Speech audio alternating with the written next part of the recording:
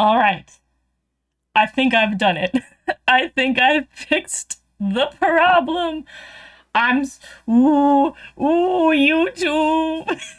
YouTube with its new rules. They change things. They change things in the new year, and I don't like it. They hid the settings, so I had to go into Studio to change things, and I was like, why would you get rid of the settings? I liked my settings. I liked having the ability to change my settings in the live tab. Oh my goodness. Oh my goodness. Starting off strong for 2026. I apologize for the lack of end of the year streams. I ended up getting a Christmas party the week before Christmas, and then I ended up getting kidnapped to the mountains, and so I was in the mountains last week. And here I am, new year, new me, new things, like, ooh, what's on the screen? Ooh, it doesn't show my cursor. We're gonna pretend like that's not gonna be a problem for what I'm trying to do and what I'm starting off with. But anyways, let's see who is here. Welcome in Holt. Welcome in Megs. Girl, I love the blue hearts. Those are cute. Welcome in Lottie. How are all of you? Oh my god! Okay, I'm gonna get pronunciations done. We're gonna start the year with me pronouncing things correctly. Noma Gugu. I remember you from Leo's stream. It's great to see you. I hope you are doing well. Happy belated New Year. Happy belated New Year. So many rules change YouTube how to change. Yeah, I'm like, don't change things. Like, I finally figured out how to use, like, YouTube has weird streaming things you have to do. Like, for example, the program I'm using on OBS to stream to everything, I have it set up so that it sends a thumbnail out there because they're like, you should make a thumbnail. And I'm like, okay, I'll make a thumbnail. Sure. And then YouTube is like, we're not going to use it. And I was like, but why not? So I always have to, like, the second I hit go live, I have to, like, race over to YouTube and be like, put my thumbnail in there. I worked really hard on it. And then now they've hidden the settings. Because I also usually put what my, because on Twitch, I've used to Twitch for a much longer time. And with Twitch, I usually, you can have this whole setting where you can change your, like, title and then, like, what you're doing, whether you're doing just chatting, art, or games. Like, it lets you do all of that. YouTube kind of does that. It kind of has a directory, but now it's gone. Now it's gone, and I don't know where it is. I love that for me. I've been starting this year rewatching Mermaid Melody with a friend and Kira. Oh my god, Mermaid Melody. That's gonna get into what I'm gonna talk a little bit later. But Mermaid Melody's such a good one. I have a little bit of that, like, nostalgia for that series. It's not as peak as I remember it being, but it still has a very special place in my heart. And then Kira's an amazing one as well. Welcome in, SRP. How are you today? Hopefully I will be able to watch your whole stream today because I'm going on a cruise. I don't think I'm going to be, well, we'll see how insanely long it is. I think I do have to hop off at some point because I am doing something that I cannot tell you all, but it will be alluded to in what we're going to do here. I'm starting my Magical Girl journal. Dude, I love journaling. That's one of the things. So, the reason I have the background do thingu thingy, welcome in, Ben! The reason why I have this background thingy is I made this last night. I have been trying to update my stuff for 2026, and this is going to be used for my like purchasing background on IG. But I'm using it today because I needed a background. I needed something fun. Which, mind you, this is like very manhwa based. So much of this is going to be that romantic-y backgrounds that you see in manhwa. That's going to be my theme for the year, for what I'm going to try to do with themes. And we are going to do some New Year's false promises, is what I'm going to call it. And I am going to get into the details of all of that. And so I just was like, we can type it out together. We can type it out together and we can learn that I cannot spell. I also don't know what fonts I have on this computer because I use another one for, like, primary fonts. Oh, I do have Balford. Yay. I love Balford. We're going to use Balford. It's overly fancy. But we will use this as my, like, going to write stuff. Yoink. And I am going to write down the false promises of the new year, and you will understand somewhat why these are going to be false promises. I did not mean to turn that black. I don't know, what color are we rocking this year? Are we rocking a blue? Are we rocking a blue? Anyways, let me catch up with chat. I will watch Mermaid Melody one day. I'll absolutely do it. But like maybe wait a year. Cause maybe something in a year, in a year's time. Yes, Happy New Year, Ben! Mermaid Melody is such a dramatic series now. I'm watching it again. Oh, it's so dramatic. I love the memes. The memes are such the heart and soul of it. Hi, Marcos! How are you? How are you doing today? A cruise? Yeah, my big secret is I'm going on a cruise in 2 hours. No, that is not, that's not it. But Megs does know what my secret is. And she will not be spoiling it. Welcome in, Gio! How are you today? I see that we said hi, Dave. I have not... Did I miss Dave's message? We are starting with peak. Yes, after we're doing this, we're going to do a quick rundown of what I'm doing with the channel, like a quick state of the channel at the beginning of stream, and then I'm going to move into the... finishing up the transformations, which hopefully I'll do today. We'll see how much I yap. We'll see how much we yap. So I put, like, in the description, it's question mark, question mark, question mark. We don't know which transformation we're getting through today. I'm watching your stream. Oh, while walking! Get that exercise. New Year exercise. Yes, we are going to start with GoPre once we get to the transformations. Can't hide from Megs. Ah, there's Dave! You can't spoil surprises? No. Yeah, I know you know what the surprises is, but we saving it. I also have to figure out how to get the chats to talk to each other, because I know that there's a way to send the messages from one chat to the other, and be like, on YouTube they said this, and on Twitch they said this. I'll figure it out. Lucia is the most shoujo protagonist on earth. She really is. Girl is so extra. Oh yeah, Star Detective Precure. Guys, can you believe that they didn't post the website? What is happening? I'm on my way. Alright, so... the thing about this year and my channel this year, and the reason why that this is going to be messy, is that I plan on, I have really big plans for the channel. However, there is something that's going to happen in my life that I'm referring to as the big event. I will not tell you what the big event is before it happens. I will very much tell you guys after the big event occurs. The big event is set to happen very vaguely between now and August, or like, I guess the end of July. The big event will happen at some point there. And the big event is such a big event that I will probably go dark for like a month. I'm hoping not more than a month. I would love to be less than a month, but the big event is very much going to shake up my world and being as vague as possible about the big event. So that's going to happen. And I really, really want to sit here and have consistent content and have all these big plans, but the big plans have mostly been benched because of the big event. But there's a lot of, like, longer term stuff I want to do for the channel and a lot more hands-on, but I think I'm just going to have to put my major plans for 2027. Like, one of the big things I want to do for the channel is I want to do a year of, like, a theme. I want to have the media that I cover, aside from the regular stuff, have, like, a theme. And to not spoil any of the themes that I want to have, let's say I have a theme that's like animal themed, where I only want to cover media or like really go into media that has some kind of animal connection to it. Where it's like, I'm going to do a year where I cover things like The Lion King or like the Polar Bear Cafe, like all these different animal themed things. That's what I want to do for a straight year. But I don't think I can do it this year because of the big event. And on top of the big event, I also have a smaller big event that I also can't talk about until I get permission from the people involved, because it's not my big event, I'm just helping with the big event. That has more definitive dates. I will make me go dark the last weekend in February and the last weekend in March. I will not be around. And so any of the episodes for Star Detective that air that I miss, I won't have them on the day, but I will try to make them up and have the individual reviews. So by summer, hopefully you guys will know what both of those big events were. And we'll see like what positive things come out of the big events, but they will really throw a wrench in a lot of what's going on. But let me catch up with chat real quick. Yeah, the Precure website did not come out. It was very, very weird for Star Detective. I might talk about that later. But that was big sad. I wanted to talk about it today. I thought that would be a fun thing to do on stream if we had the reveal of the website, but we did not. Set a new precedent for that never happening before. I'm on my way of ending my relationship. Oh, don't worry, he's toxic. Get rid of him.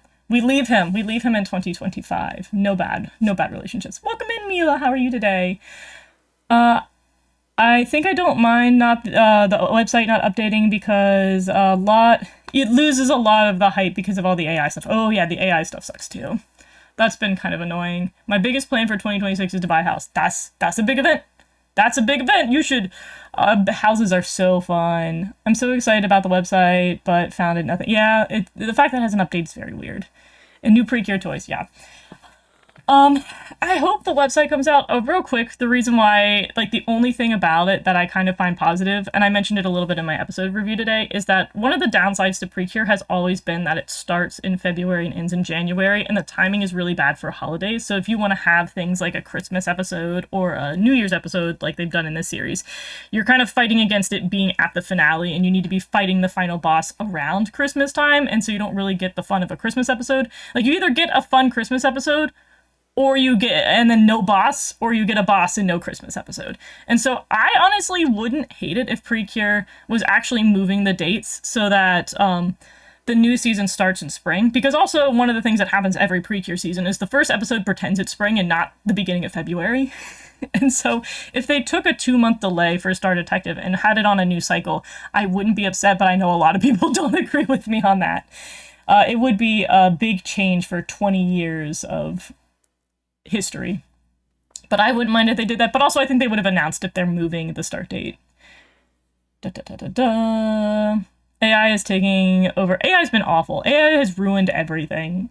Like, people have been so terrible about, like, the deepfake stuff has been really god-awful, especially on Twitter, and I don't know why that hasn't been disabled and why they're not taking precautions. It's been really garbage. AI has ruined, like, PC part prices. It's been terrible.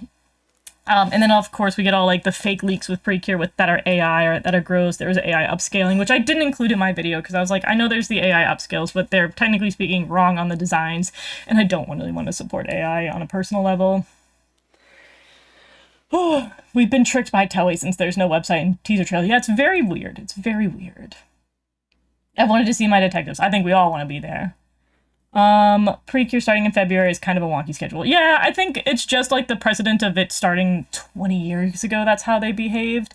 And so nowadays, anime, for people who don't know, anime is very, like, actual season based. Like, there'll be the spring season of anime, there'll be the summer season, the winter, the fall. Like, it's been more on a calendar situation, and mid-February is just like late winter, and it's a very weird schedule. And that's because it existed 20 years ago when they didn't do schedules that way. They were just like, we're going to chuck out 50 episodes wherever we feel like chucking out 50 episodes. Now we have the 12-episode seasonal runs. So it's a product of its time, and I wouldn't be surprised if they tried to change that, but also they probably would have communicated if that was the case. I mean, some Christmas episodes are major character episodes and work well for, like, Muse, Mermaid, and Yami. I agree. But I do think, even in those situations, it still, like, pushes back the final confrontation and the final lore. So it's a like, I would prefer what they did in Heartcatch, where the Christmas episode led into the finale, and that felt like one of the big, epic final confrontations. And I would rather the character episodes be sooner. But not to say that Muse, Nyami, and Mermaid didn't have good episodes. But those were seasons where I do feel like the confrontation was shoved into the last few episodes, and it just didn't feel like good placement. But again, I think it's a structural problem and not so much the show's fault. Welcome in, Marcos! Happy New Year! I came to drop hello because I have holiday plans with my family day. Totally fine. I'm sorry, but I hope the tier list goes well. I appreciate that. Softly meowgical. I can read. Looking forward to checking out Journal with Witches Anime Irritation today. That's a mouthful. Oh yeah, that's another thing, is I want to make a video talking about all the magical stuff that's coming out this year, which I'm currently having in the works. That will get out. But anyways, first goals for this year, to put on the... Oh, where did my one go? My one just went to the void. Hello? Oh, there we go. Okay, it's back. Alright, so first thing is, besides that going away, continue... See, I can type real good, guys. Continue Precure reviews. That's a promise I will mostly keep. I think we will suffer from the big event taking me offline early or mid-spring, maybe. And I think we'll have a couple of reviews that I just, like, the problem is I won't have access to my PC, which is where I record everything. And the longer my PC is inaccessible, the longer we're not going to have reviews. And so I will have to play catch up with that. So unfortunately, I'm just going to have to take a hit when the big event happens. And I can't do the reviews. But for the most part, I plan on covering Star Detective. No surprises there. I plan to do it. I mean, I finished all of Wonderful, and I've got like 3 episodes left of You and Idol. I'm confident I can continue to do my Precure reviews. Da da da da da. My theory is that they wanted the people to focus on this week's episode, so they may update later. I would agree with that to a degree. I do think one of the things that's been a problem for many years, because it happened during Wonderful. Like, I was enjoying Wonderful at the end of it, but I definitely think when Idol hit, I was like, I'm very excited about Idol, it's a new thing. I think every year when they do drop the new information, people do not care about the previous show. And because the sales have been so high for You and Idol, they may have been like, let's not get them excited about Star Detective quite yet. We can ride the monetary wave that is You and Idol Precure. I'm not quite sure, though. That's just a theory. I'm opening schools on the 15th of January here in South Africa, and I will be in grade 7. Wish me luck. Hope you have a wonderful school year. Cure finale is like, oh, her cure color is white. I think they confirmed that she's supposed to be golden, but yeah, she's a whitish purple color to me. Do you have a favorite Tokyo? I'm gonna say, is that Tokyo Mew character and not Tokyo Meme? My favorite Mew is probably mint or lettuce. I like both of them a lot. So next promise I have is I eventually will do Pre-Orca. I think I've been promising this the entirety of 2025. I will actually do Pre-Orca. For people who did not know why I delayed on doing Pre-Orca and having a review for it, is one, I didn't know how I wanted to do it, if I wanted to do it episode by episode, or if I wanted to do a core. I think I've settled on doing it cores. I will review the cores. I wanted to do a giveaway, which I have had the absolute nightmare dealing with, trying to get the Jewel Bell for the giveaway. At this point, I may have to give up, because I wanted to have that when I did the review. I would do some kind of challenge, and the winner would get a Jewel Bell, because the Jewel Bells are insanely difficult to obtain outside of Japan, because Japan is very gatekeepy with their merchandise. However, the tariffs have kicked my butt, and I think they've won the war, because the tariffs have now made it like $100 for the Jewel Bell being like $20, and I'm like, I am not going to spend $120 to get this here and then spend money to ship it to somebody. I'm so sorry. I love you guys. I don't love you that much. So I think I'll just move forward with doing the Pre-Orca review minus the giveaway. And maybe I will come up with something else. It bums me out that the tariffs happened specifically with this, because again, the merchandise for Pre-Orca is so absurdly hard to get internationally, and I've had to do some very crazy things to try to get my hands on it. And I could do one last ditch effort with somebody I know in Japan who might pick it up for me. We'll see if she could do that for me, but it depends on if it's on the shelves at this point, because you can no longer get it digitally. Like, you can't buy it off Amazon or anything. We'll see. Da da da da. The fact that we're getting a purple lead is so exciting. I can't wait for future color schemes. I'm so happy that we're getting a different color lead. I really like that they're going through the rainbow. I'm very excited about that. I wasn't invested in You and Idol, so I'm still fully Wonderful invested in Brain Rotted. That's so fair. That's so fair. That's so valid. What is the best advice for trying to catch up Precure? In your own, I first of all, watch seasons that you enjoy. If you find yourself not enjoying a season, pause it and then go to a different one. Because at this point, it's kind of a binge session to get through all of it, because there's so much. But if you're really stuck on a season that's souring your experience, because at the end of the day, the seasons are so different from one another, that there's going to be one season that just doesn't sit with you right on whatever your preferences are for a season. If you want plot, there's seasons that do not have plot. If you want seasons that have great casts, some of them don't always have really in-depth characters. It depends. So I would just say watch what you enjoy, and then if you're not enjoying it, if you're not vibing with it, skip it, go to the next one. I watch them in chronological order, so that's kind of my thing, but honestly, if you just pick one that has a theme that you like and see if it sticks with you. And then if you're the type of person that can handle other people's opinions, you can sit there and be like, oh, the fandom really likes this season. I will watch this season. The fandom really hates this season. I'll save that one for later. Like, it depends on what your personal preferences are. I have the power to say I was liking Wonderful so much that You and Idol didn't stop. The You and Idol hype didn't stop to being crazy about. Yeah. That's fair. I genuinely think the momentum with Wonderful was great. That I do think I continue to enjoy it, even with the You and Idol hype coming around. Although You and Idol has its highlights, I think I enjoy the cast of characters in Wonderful more. I agree. For me personally. Don't worry about the giveaway. I wouldn't spend that much money either. Alright, thank you. Yeah, I just want to get the reviews out. Wonderful's last episodes were amazing, so it was good. Yeah, I really enjoyed. Rainbow Bubble Gym! I love Rainbow Bubble Gym. That's one series that I do want to review. I literally just watched all of the second season, because they've been live streaming it on the channel, which I was like, if you want to live stream the entirety of season 2 on YouTube, go for it. It's only in Korean, so I had to, like, guesstimate 90% of what was happening. But I watched all of it, and it was... I'm very hyped about when season 2 gets either a dub or gets proper subs. Season 2 was looking pretty good. I really like Rainbow Bubble Gym. I didn't think I'd like Rainbow Bubble Gym that much, but I am very invested in some of the characters. I like both Wonderful and Idol. That is great. I definitely think Idol has its fans and it needs its fans. Watch the season that connects with you on an emotional level the most is what I say. Yeah, I agree. Because, like, for example, it took me a minute to get through Mahotsukai because I was really not vibing with Mahotsukai in the middle, but it has such a phenomenal ending. Like, it sticks the landing so insanely well. It has, I think it is my top ending in Precure ever. But you have to get through the rest of it, so I paused and did other things. And then when I was, like, in a mental headspace and had the free time, I watched the rest of it, and I was like, oh, wait, this was actually really good. Have you ever seen flip-flops? Do you mean flip-floppers? I wear flip-flops all the time. I'm a big sandal person. Flip-floppers is a fantastic series, though. It's very underappreciated. I would just say watch the season that catches your eye. Yeah.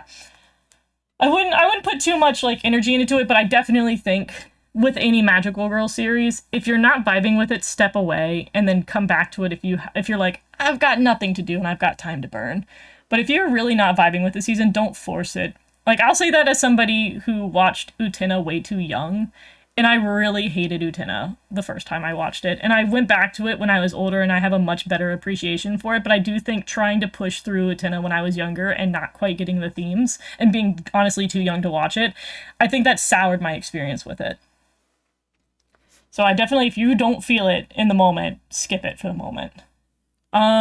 Next thing I want to put on there is I want to do a seasonal show.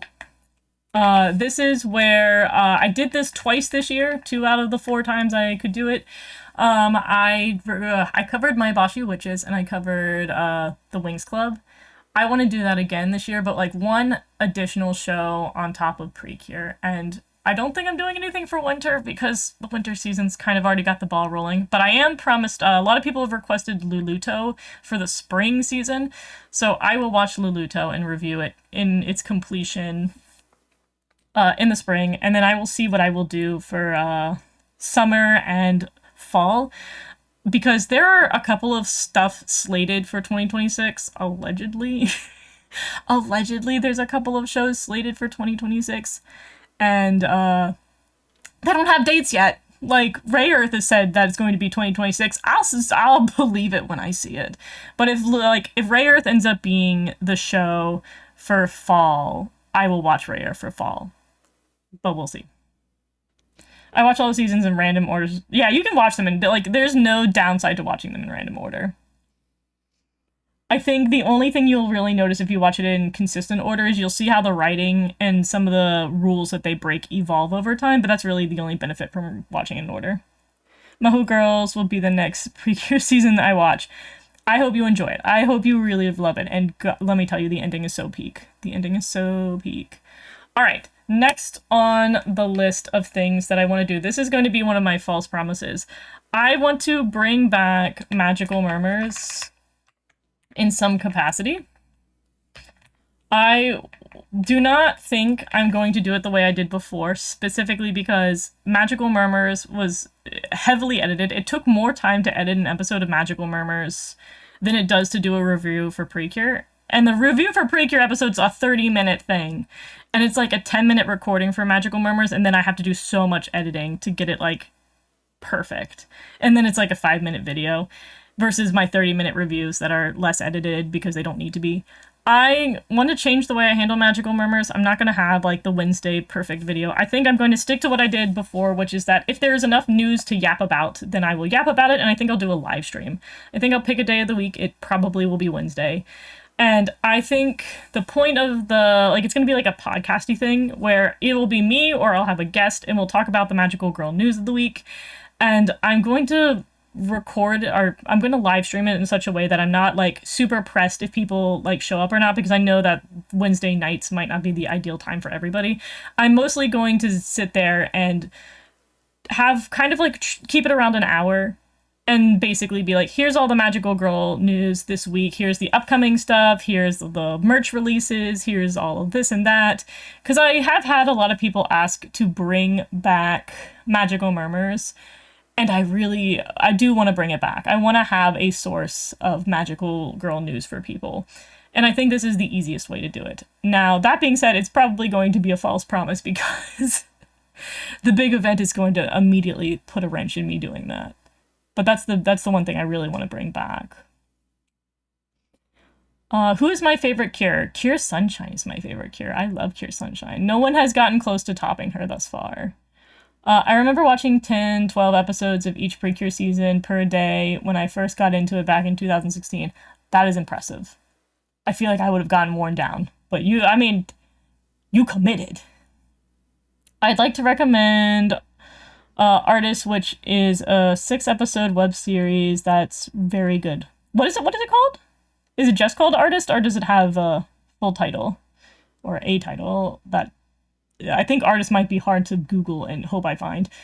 And then I watched the rest of the season as they were airing. That's smart. I watched clips of Maho Girls and I fell in love with Mirai and Liko. They're amazing. They're very amazing. You will get a lot of them and they are wonderful. I think it's not so much the characters are bad in Mahotsukai that really brought it down. It's the lack of villains and the lack of agency for the middle of that show, because they did not have consistent villains and they did not seem to struggle that much in the middle of the show. All right. What else did I want to talk about for the new year? Do I say this? Do I spoil this? I think I'm going to make a personal live 2D model to work with at some point in the year, but that is very dependent on how much the big event eats my time. I want to have a live 2D thing that I make, and there might be a live 2D thing that someone else is making. Hint, hint, nudge, nudge. We'll see. But I would like to do like a chibi live 2D in my own style. And then I plan on being my own rigger, so I am going to practice doing rigging. I would like to get back into 3D modeling. I'm not going to spoil what I plan on 3D modeling yet, but I might do potentially like Sunday 3D modeling chill streams when I have nothing else to do, where I'm going to be making something, and it's going to be something I'm going to make a world for VR chat, and I think you guys will very quickly figure out what exactly I'm 3D modeling, so that might be fun. What did I miss? You have not missed much. We have yapped about the website not being up for Precure. We have talked about, this is my list of false promises for the new year. Things I hope I can achieve in the new year for the channel. And that's about it. When I watched Precure for the first time, I was watching 1 season per month, 2 per day, and would watch the season movie on the time they changed the opening and finish it with the All-Stars. That's a good plan. The movies are hard to like thread in. I think the only movie that has a very specific slot is I think Kira Kira. Like very much is like, this is the part of the movie where the movie is slotted into the show. Oh, words, brain, thinking. Mahotsukai villains are not very memorable, honestly. I remember the spider lady in the Demon Twink. Yeah, that they have the least memorable. They probably have the worst villains in the franchise. I do want to watch more anime this year too, since I did not watch too many of them in 2025 due to burnout. Very fair. I feel like that's the one thing I'm trying to avoid is I don't want to get burnt out on watching stuff because that will basically I'll go into not making any content. We modeling. We're gonna try to 3D model. We're trying to VR chat, trying to get that all set up. I would like to be able to have the permissions to post stuff in VR chat, but I know you have to do certain requirements beforehand, and I'd like to like work out all those kinks so I know how to do it. Have you ever checked out Once Upon? It's Play Days, isn't it, with a D? I have not. I have friends who really swear by it. I do need to watch it. It has been recommended to me. That is one I have missed. I've recently watched a short called Girls Band Cry. I've heard about that. That's one of the ones where it's like, I don't watch idol stuff because I feel like if I watch idol stuff, I get down the rabbit hole of watching only idol stuff. I'm like, I'm either magical girls or I'm idols. But I've heard good things about that. Has that ever gotten a like legal place to watch it? Did that ever get on Crunchyroll? I know that was one of the ones because I think Toei produced that and they were not internationally shipping it for some reason. Why are the Precure movies not on Crunchyroll? Girl, I wish I knew. I wish I knew. Most season has like 49 episodes, so watching 2 per day means it's by the end of the month. That's true. Like doing the math. 2 per day, 30 days a month, 60 episodes, yeah. That's fair. That's totally fair. A good way to handle it. Alright.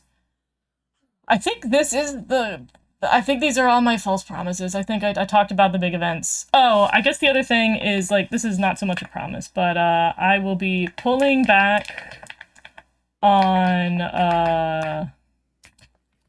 short form content. This past year, I've done, like, I can spell. I've done short form content daily for majority of the year, and then like at Thanksgiving because of holidays I crashed and I put out like no content between Thanksgiving and now. I am going to try to switch it to do like every other day because before I was doing it like every day a week and then take a break on a random day. I think I'm going to pull back on doing short form content just because A, I don't want to burn myself out, and B, I'm getting ready for the big event, and I don't have the time. And I don't want to, like, I think I really burnt myself out by the end of this year, and I know that the algorithm is like, you must post more, give us more blood, but I do think I need to, like, pull off that. I want the quality to be a little bit better, because I'm not super happy with the content I make as it stands, but I do think once the big event passes, then that shall be solved. By using the system of watching, I finished watching all the seasons in a little more than 2 years. That's a good scheduling. I love the Precure All Stars F movie. It's so good. All Stars F is easily like the bestest movie in my opinion. I love the All Stars F movie with every fiber of my being. Somebody was posting it. I think it was one of the random things that has gotten really big is Korean Twitter. Korean Twitter has really been like, we love Magical Girl series. And they've been very actively posting it. So I guess either the movie recently came out in Korea or people just reminded themselves that All Stars F happened. But like all of Korean Twitter is very excited about All Stars F and they keep posting about it. It makes me happy. Yeah. Girls Band Cries on Crunchyroll. I may check it out in my free time. The only way to watch Precure movie is Sailing the Seas. I do own some of them. I have behind me. I meant to make a video about it forever ago. I have the wonderful Precure movie because I think the box was really, really cute. Girl, Precure was life-changing to me. I made a whole system to watch it. I put more mind on the system and I sacrificed a lot of things for personal life. It really did consume you. I haven't watched a single Precure movie other than All Stars F because I'm waiting till I finish every season so I can binge all the movies. That'll work. I will say some of them you will forget things. Like, I do think after Mahotsukai you should immediately watch the Mahotsukai movie. Otherwise your brain will go into amnesia mode. Because I used to save the movies too, and then I'd watch them and I'm like, I don't remember any of the context of what's happening. For that reason, I don't recommend the way I did it. Fair enough. What are your thoughts on Aga Trip? I never finished that. I meant to. I watched the first half of it. I can't remember if it had 24 episodes. I watched a good chunk of it, and then I think I fell off. I did like Aqua Trip. Anyways, this has been me content promises, false promises for the new year. I think that's it for now. I think that's the main stuff that I've talked about. Anyways, back to the tier list. Anyways, back to our regular scheduled program of the Precure tier list. Starting with Ben's favorite, Go Princess. I also wonder if, so I've learned from last time we did this tier list that given the video and stuff, YouTube thankfully did not strike me, but it was not very happy that I did this. I may move this to a Twitch only thing that I do, because Twitch is a lot less angry that I mute and play these transformations and also just jump around them. Anyways, we're down to doing Cure Flora, her transformation, the first character of Go Princess Precure. Welcome in, Rosie. Without Glitter Force, I would have never found Precure. That's a lot of people. That's the one thing that I'm grateful about Glitter Force, is that it brought a lot of people into the fandom. Alright. So, I think the only downside to Go Princess, and this has been a problem that's never been rectified with Precure, which I genuinely think they could do better. I think they should go talk to the Love Live crew, because these hands are terrible. The CG hands have always been bad, and I feel like most of it's the shadows. The shadows always look egregious to me. I cannot tell you why. There are rough little shadows happening here, and the fingers, they just, I don't know. They did add nails, which I think help. I think the nails help. But the CGI hands have always been a little rough. The rest of the CGI for Go Princess is not heinous, but god, the hands are a little rough. The keys look great, though. The keys are also 3D modeled, because the few times I've watched them try to outline this is a pain. This is murder for an animator. So the 3D model of the keys are fine. I love the keys. I don't care what the Japanese children say. This is the prettiest thing in the universe. I love it. But yeah, they did draw it here. They didn't 3D model it here. God, I feel sorry for them, though. They're not moving it. Those are not moving. Oh. The CG key will help. Yeah, we're back to the CG. At least it's not as bad. No, Sailor Moon Crystal CG was really bad. And I'm like, okay, but Love Live has really perfected 2.5D for such a long time. Why everybody else is sleeping? I will say, I don't know if I love, from a 3D modeling perspective, they use PBR lighting to have this gold effect on the top, and I think they should have cel shaded it. Those are words that are going to mean nothing to people who don't do 3D. But that's my hot take, is that they should not have used PBR rendering. I think they should have cel-shaded stuff. The glass, though, sucks. Glass sucks everywhere. Glass seldom is ever good, period. That being said, I love the way this fills up. I love the way that the physical product in reality works, because they have a fake little, like, bar of water, and then they use the lights to come up. They, like, illuminate the LEDs as this comes up. I love this product. Now, in terms of backgrounds, I do love the usage of the monotoned castle in the background, because it's on theme, but it's a little bit more something than some of our a little bit more boring abstract backgrounds. And then again, it's kind of more spherical, which is a 3D thing that's going to be a little bit more spherical or rounded. That way you just don't see the edges. I like the background a lot. I love the illuminated dress. We've talked about it before. I adore the illuminated dress for the transformations with every fiber. Are we at full capacity? No, we could have higher quality. We can have higher quality. How dare I have this in the lowest quality? Before transformations, I found Precure because of Glitter Force, but I must say nostalgia is not an excuse to defend. Yeah. The first time I watched all single one of these transformations, I had chills. There's such good transformations. Now that you mention it, Love Live, I suddenly remembered I have recently finished Prepara. Now I can watch Aikatsu and Prepara. Ooh, good ones as well. I love any of the ones where they use the perfume. I genuinely think we gotta bring perfume back. It was such a good decision for Heartcatch. And I think it's such a good decision. I think the perfume is such a clever way to do it. I also love, like, the flip. I love the rounded flip. Also, I realized my cursor is now visible when it was not visible in Photoshop, allegedly. I love the flip. It's fun. I love, like, the kind of clovery petals that they have as her signature. I love just the twisting of this is great. The fabric movement is fantastic. Like, they just...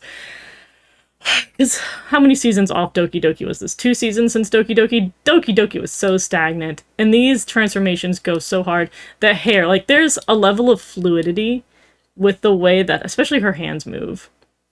Where it comes down, but it's so fluid. And then the hair with the hair highlights, which the hair with the ombre and highlights has forever changed my brain chemistry. I like having the pink ends and then having the pink highlights here. They were cooking. They were cooking for Go Princess. These are my dream magical girl transformations, truly. They're so good. Thankfully, I watched the Ocean dub on YouTube. Interesting, interesting. The perfume is so good. It's so good. And then they have all the keys. I own this keychain. I own all these keychains. I own all the keys. I think it's so cute. I love it. But also just like it's so wavy. Like, oh, the waves, the petals, the CG petals come in. I wish the petals weren't CG, but I get why they are. I love the glow in her eyes. This whole bit where she's just like, it's spinning. She just spins her arms a bunch and then she wiggles her arms. It's just like very pleasing. Welcome in, Finette Precure. How are you today? Like she does this and that, like that crossover, the crossover of the hands. And then this where like her hands go up and the hair waves and the flower on the ground. This is so pleasing. Like my favorite part of the transformation is literally her like giving the speech. I adore her transformation. Oh, nope. Go back.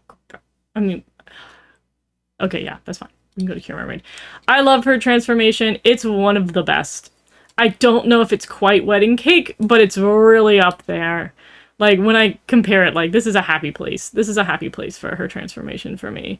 I genuinely love Flora's transformation a lot. I also think it's one of the best animated speech segments, because I feel like they get very lazy with the speech segment. They just have them stagnant, or maybe the hair's waving. She is moving around during her speech. And the metaphor for Haruka with her clip turning into a crown because she is a princess in her own way. Yeah, it's such a peak season. How did this season not break the Precure box off of the transit? That's the one thing that's so sad is that they put the best animation in the season. This is the most effort consistently across the board for the season that they've put animation, and it had the worst sales, and I've never forgiven them for that, because until I was like, let's never put good animation consistently in the shows ever again. It's not worth it. And I'm like, no, the kids were wrong. The kids were wrong. I think it has top tier merch. Ugh. I think there's a possibility of Magical Girl Dandelion getting an anime adaptation announcement later in 2026. I hope it does. I do think the manga needs to cook a little bit more before it gets an animation announcement, but we shall see. Because shoujo, they tend to not put the animation announcement until the show is over or like halfway. Because they don't like shoujo. Alright, Cure Mermaid. Fun fact about Cure Mermaid today for her specific transformation. If anybody has seen the new Superman series... the Superman one, like My Adventures with Superman, I think it's on HBO. The transformation was confirmed by the staff to be inspired by Cure Mermaid's transformation. So, like, crazy small world situation. Superman was inspired by Cure Mermaid. I'm just putting that out there. She has a fantastic one. I love her transformation a lot, too. I also like that her, like, illuminated dress is slightly different. She has more of a flat dress, which makes sense compared to Flora's that had like a little bit of scallops on it. Leo says Aikatsu topped the box office during Princess Precure. I think Princess Precure had really stiff competition because I think Frozen also came out this year. Blame the kids for not buying your toys, not animation. Exactly. The Princess perfumes on eBay are super expensive, right? The aftermarket is evil. Did you guys know that Cure Mermaid's dressing inspired Primarina? Oh yeah, it also is connected to Primarina, the Pokemon. People really listen, the animation industry loved Cure Mermaid. I love the bubble effects on her transfer. I love them. Cure Mermaid's great. We have, like, again, the same beginning as the previous one, but we see the monotone blue palace, which I also think it's a little bit more visible than it was during Flora's. And maybe that's just the color. I love the ballet spins because she's got that ballet background. and the ballet moves kind of thrown in here. I love the water coming down, the water pouring on her. Like, so the other thing that the transformations occasionally struggle with, and it very depends on the season, and I'm gonna pick on Doki Doki again, is that they can be very, like, just copy and paste the same transformation, different character. And I think this is why I don't like seasons that don't have hardcore themes, because the theme seasons tend to have them be more individualistic. But, like, hers is very, like, she's the water one, she's the mermaid.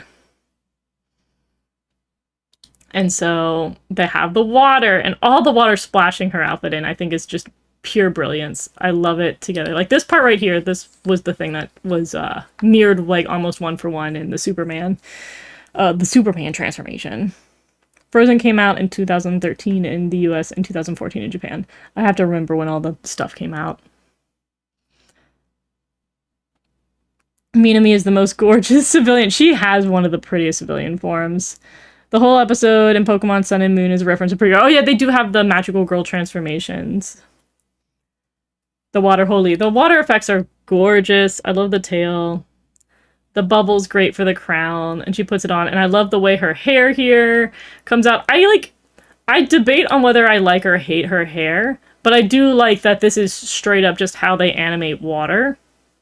And they turn that into a hairstyle. Because this is, like, if you've ever watched any series between, like, Japanese ones, or even, like, The Legend of Korra, this is how they, like, the way they do water is very much like you have a lighter outer color, and then a darker, and then some highlights. This is the procedure, the animation procedure to handle water. And so it's very pleasing. I like that she swims around at the end of it. It's such a pleasing transformation. The water ripples at the bottom, and they switched out the CG petals for CG bubbles. It's so nice. I love the highlights, the bubbles in the eyes. And again, similar to Flora, she's just, like, moving around so much in her speech. I don't think I love her movement as much as Flora's, but it's still very pleasing. I'm dying. Alright. Mermaid is up there. I think Mermaid I'm putting right next to Flora. I love the way she does flips during the transformation. It's nice. The spin changed and saved lives. Her hair is so nonsensical, but I love it. Exactly. You get it. You get it. Alright. Moving on to Twinkle. Another great one. Very sassy. I also just love her civilian outfit. Like, ugh, seeing that sweater is perfection. Perfection. I want that IRL. I love her so much. Oh, so cute. Ah, the animation's so good. The animation in this season was too good. We were robbed. And hers is so fun, which matches her personality. It's very jumpy, very lighthearted, sassy. The way she jumps on the stars is so adorable. Such a fun, sassy transformation for the model, our sassy model character. I love that the star comes in, like, Danny Phantom style. I love the animation here. It's very jewel-toned, very fun. The star, because I feel like the star is a trickier thing to work with, but they do such a good job. And I love when she puts her, like, she does the little sassy, like, finger wave right at here at the hair. I love the lift, and then it comes back down. Like, the animation bounce is very pleasing. Kirara, my queen, this is my favorite. And it's not only my it's amazing. She's amazing. I think your Twinkle and Stella from Winx Club should be friends. Absolutely. Their personalities would match so well. They cooked with Twinkle. It's so fluid and beautiful. Look at my girl. I love her. She is a precious. I absolutely adore her transformation. And the sassy, like, little, like, turn away and then the hair pops, I think was so clever. I like the little hand hold and she's like, tee-hee. I love it. Oh, it's got all the cutesy attitude that I love with her. Because she ended up being a sassy character, but she wasn't like a sassy, mean character. She was the sassy, fun character, and I feel like they hadn't really done that at the time. Oh my god. It's so nice. And then we have the stars, which seem less CGE, which is nice. I do believe they're still CG. I can't even begin. Like, her speech is also great, because there's a level of, like, lightness to it. I don't even know how to describe it, where it's a little bit more sincere than the rest of her, like, sassy transformation. And I love it. She's so peak. I very much adore her. She's going up there. On to Miss Scarlet, which I think they have the group transformation, which we're skipping. We're skipping the group transformation, and we're going... Oh, wait. I'm gonna watch Twilight. I'm gonna watch Twilight. I love Twilight. I know she's not on the list, but God, I love Twilight. Oh, not the low quality. Not the 240p. Okay, we're gonna watch it in low quality. Twilight also had such a cool design. She had, like, an evil mouse design. The black flames were so cool. Her falling into the flames and then turning into, like, butterfly. She's such a cool... We have not come back from how cool... We moved on too quickly from how cool her evil design was. I love Twilight. Twilight was such a good villain. She looks so dope. She's amazing. Kira Twinkle would be friends with, Oriana from Lolly Rock. True. All of our sassy fun characters unite. Hi from your two miniest friends. Oh, the babies! I hope they're doing well. Twilight was such a good villain. She's so good. The low quality is the best. We have the crunchiest quality here at Nobility Corporation. Twilight deserved merch. Honestly, they really slept on Twilight.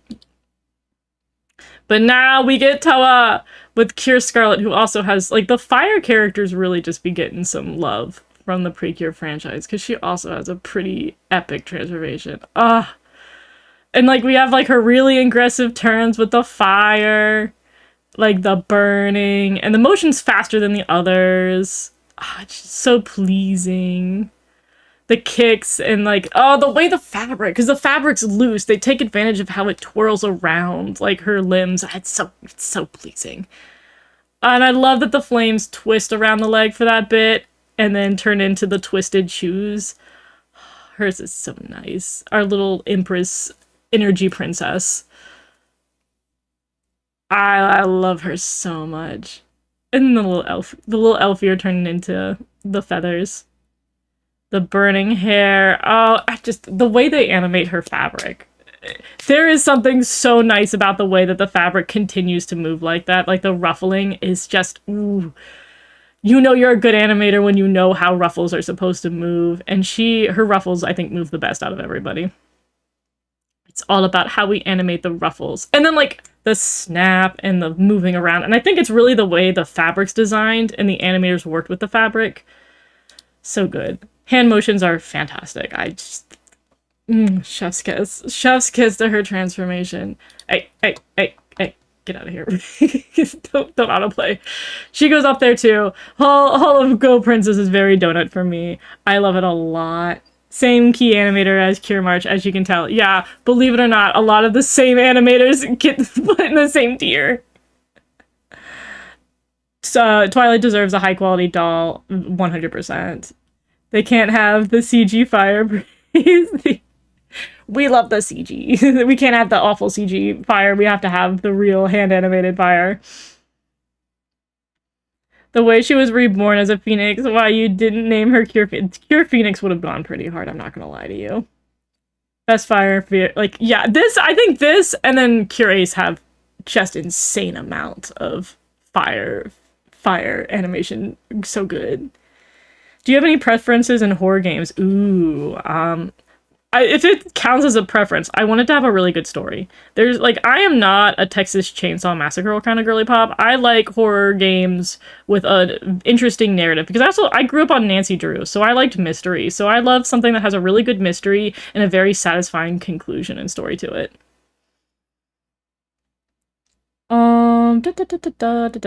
Twilight Sparkle. Remember, they share the VA in Japan, as they should. They should have that connection. I kind of want to know what the Japanese dub for My Little Pony sounds like. Who knows? Sailor Guardian Hope. Hope is amazing. I love Hope. She's such a sweetie pie. Great content creator. Definitely give her a follow. Alright, next we're going into another season of Peak. I don't know how many of the transformations they're going to have, because they did have the remake of some of these transformations for the newer season. Also, girl, I just realized we're not going to be able to do all that. We're going to have to do their main transformations. I can't even go into all of their individual transformations because there's like 50,000 of them for Mahotsukai. Anyways, Mahotsukai Precure transformation. We're going to do just their generic transformation. We're not going to get into the Sapphire, Ruby, Topaz, etc. Oh, we get in the very first transformation. We get it all the way. All the darks and low tier. So the bottom tier is they don't count. Like they're skip because they don't have a transformation. Nobody's insult though. I don't hate any transformations so far. Cure Dark Dream had the same one as Cure Beauty. I did not know that. I would like a spooky season for Precure. I would like a spooky season. I don't know if they do it. The closest they would get to is like Monster High level. Honestly, struggling to continue to watch You and Idol because of all of Kaito's BS. Dude, that's so relatable, though. That's so relatable. That's very relatable. Oh my god, we're getting the full first episode. I probably should skip ahead so I don't get copyrighted. I need you guys to start transforming at some point. Mafudun! Oh my god, they're still not transforming. Here we go. Yes, I need the transformation. I love the hand holding and then they put the logo in. That's always fun. I like that so for their illuminated dress, they do like a witch's robe. I like that a lot. That's, if I can get back. The witch's robe I've always liked. Again, the way that they've evolved the illuminated dress has been so pleasing. From like the bodysuits we had back in Fresh to this, significantly better. I love them in these like glowy little dresses. And then we have, I like that Mofodun's incorporated in the transformation, and it's all three of them, and there's a lot of, like, the hand-holding. It's very family. It's very, I love them. I love them so much. Oh, I do like, so, one thing that a lot of Magical Girls series will do, that I kind of am blind to, on a personal level, is that they're like, when they transform, they're aged up. Girl, I literally did not know until this year that that's something that they had intended to do with witch, like W-I-T-C-H. They're like, when they transform into their witch forms, they're older, and I was like, they are? I mean, I guess. Even though in the show at one point they transform into the witch form so that they can ski and not fall over. And I'm like, okay, but you're in your witch form and nobody notices that you're older looking, whatever. This, I think, does a good job of showcasing the aging that they have here, where you literally see her go from, like, youthful to, like, a little bit more mature. Like, they just, like, thin out the faces a little bit better and make them, like, they lose some of their baby fat, essentially. I like that they stay glowing for a while, too. I like that they come in and do the corset first. I think that's clever. I love the crazy angles that they have here, and they're holding hands the entire time. Uncensored hand-holding. It's very, very cute. And I like that they do the profile for the hair as well. And then, of course, the bracelets while they're holding hands is very adorable. It's so cute. Like, they really said dual transformation. I'm hoping, dude, I hope for Star Detective we get a dual transformation, because I think there's only one fairy for our pink and purple, and I think that they're gonna have a dual transformation. We're bringing back. I feel it in my bones. We're bringing this back. Miracle so pretty. Agree. Mofodun, I love Mofodun. Kyora papa. Lesbians were born almost 10 years ago. So true. I can't stand them forcing Uta and Kaito. I feel that. I feel that so deeply. Cure, miracle, and magical for life. Exactly. Yeah, Toei, this is definitely going to get a bonked video. I just don't want to get a strike. I love them coming down. They do the funky little jump. And then I like to do the little finger twist, and then they say who they are, and then we go up, and then the finger twist, and then they come back down. I like that. The animation's pleasing there. Hand holding. They throw in a heart because they're in love with each other. Like, I mean, what can I say? I love them. They're good. I think... Ooh, this is tricky. Do I put them in brownie or donut? I think I'm putting them in brownie because their new transformation in Mirai Days, I think, is donut. I think it evolves into donut. Now, I think another reason is we're going to go into Felice. Girl, Felice. My queen.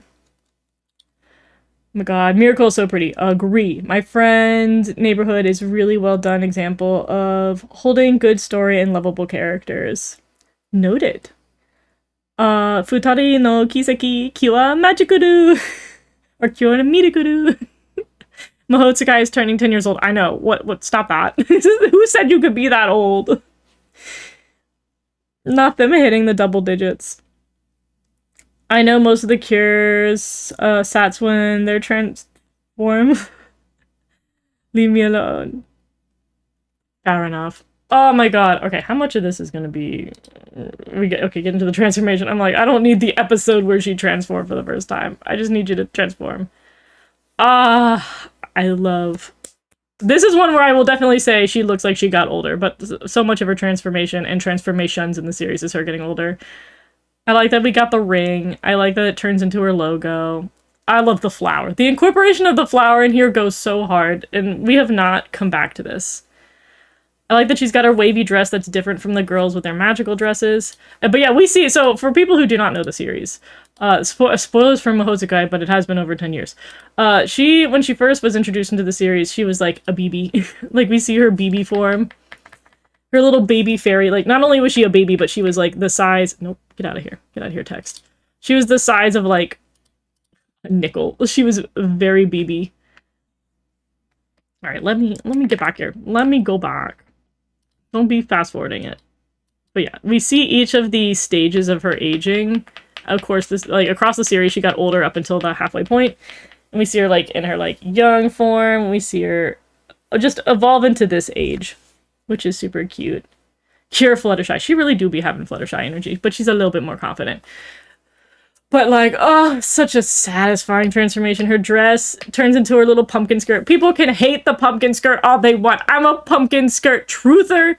I love the vine. I love the vine on the bodice blooming into a flower. I think it's one of the coolest design things they've ever come up with. And then the vines wrapping around for the sleeves. Ugh! That's so pleasing. The usage of nature really peaked here. Like, the fact that it turns into a flower. The best bodice. I think this is one of the best bodices. And if you've ever seen people cosplay this, especially Pixie Locks, they did such a phenomenal job handling this bodice. I highly recommend looking up their cosplay for Cure Felice. They did such a good job with the dress. And then we have the braid. The braid is a little lackluster. However, the braid's important because the braid allows you to see her tiny baby fairy wings. And that's important to me. I really think the only reason why she has a braid is the fairy wings.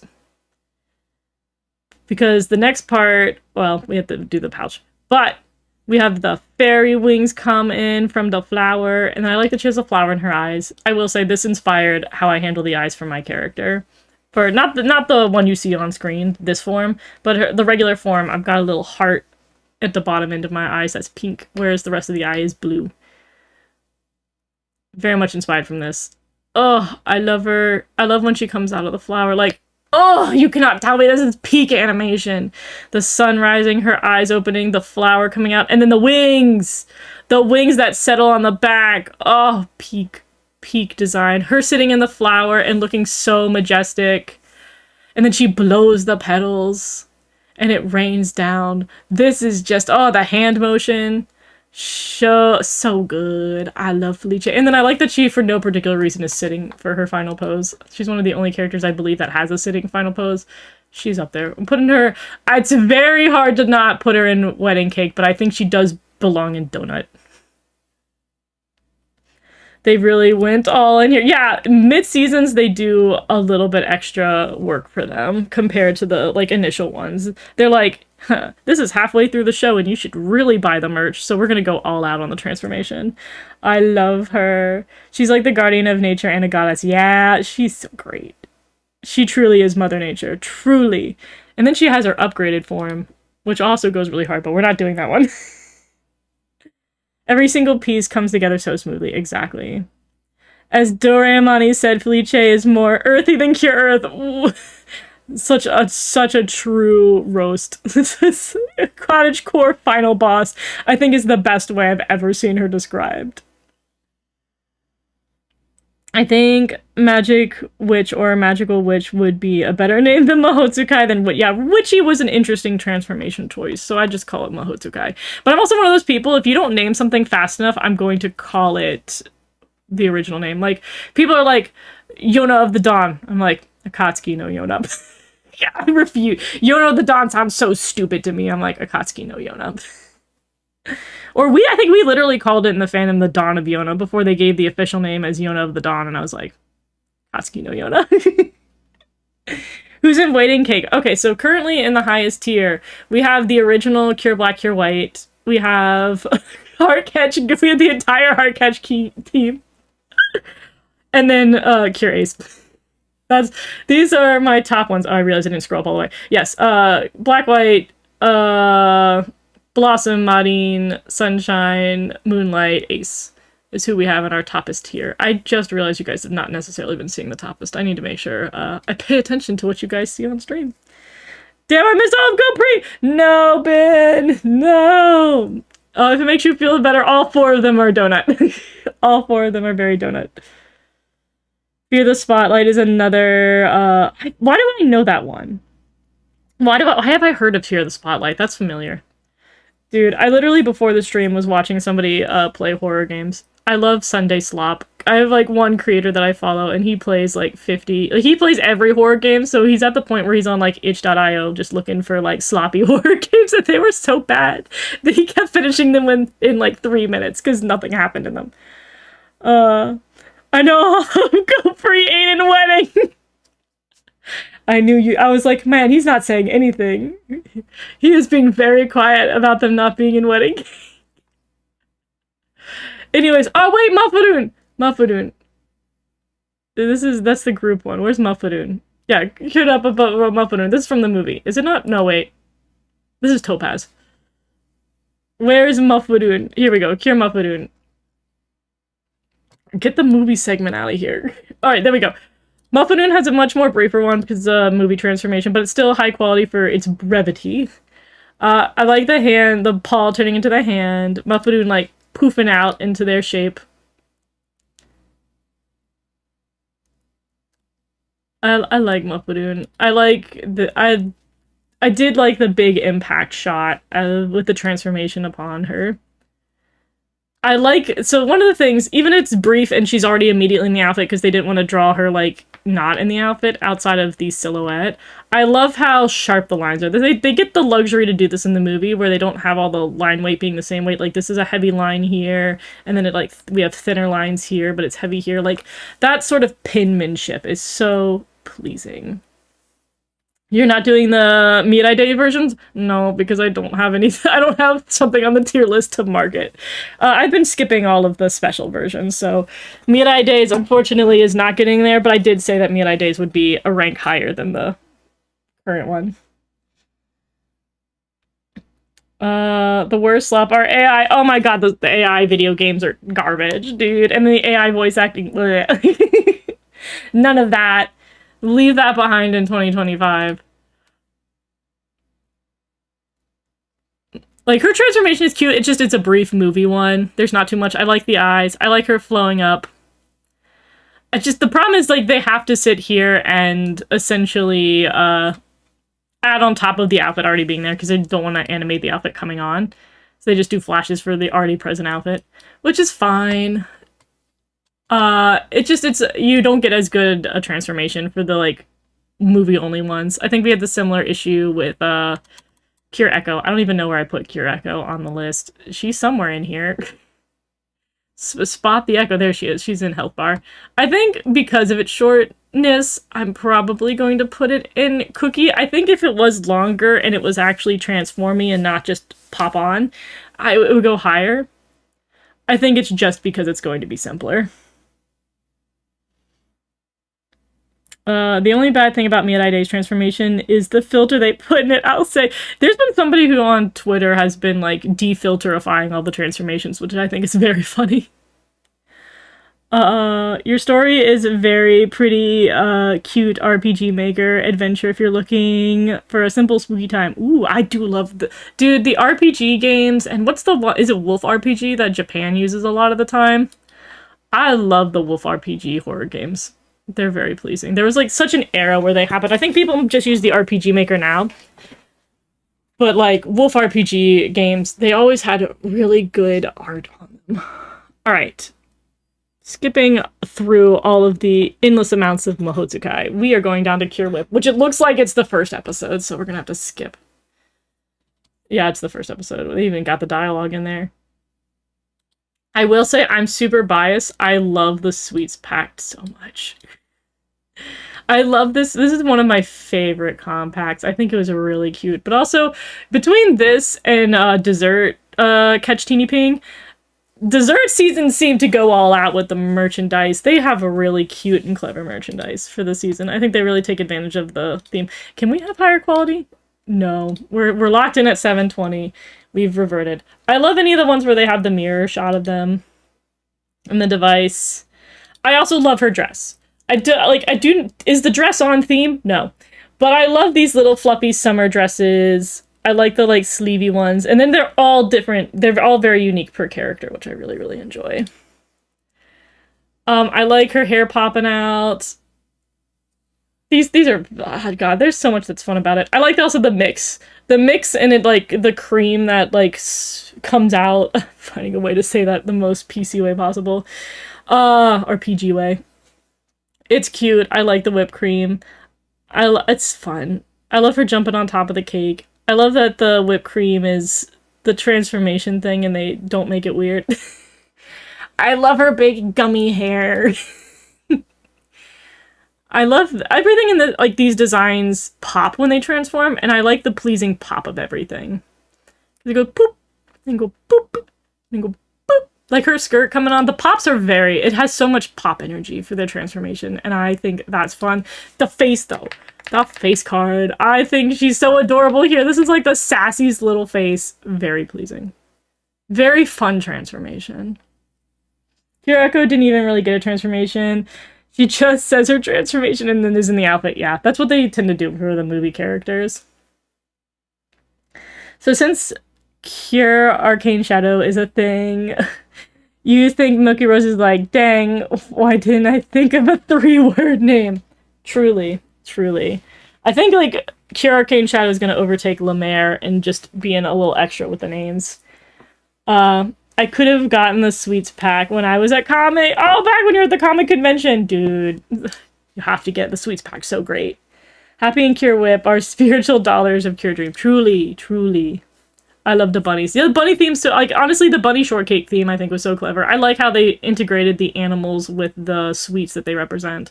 I always thought that was very fun. But yeah, I like the, poofiness of it. I like the, silly and fun that is.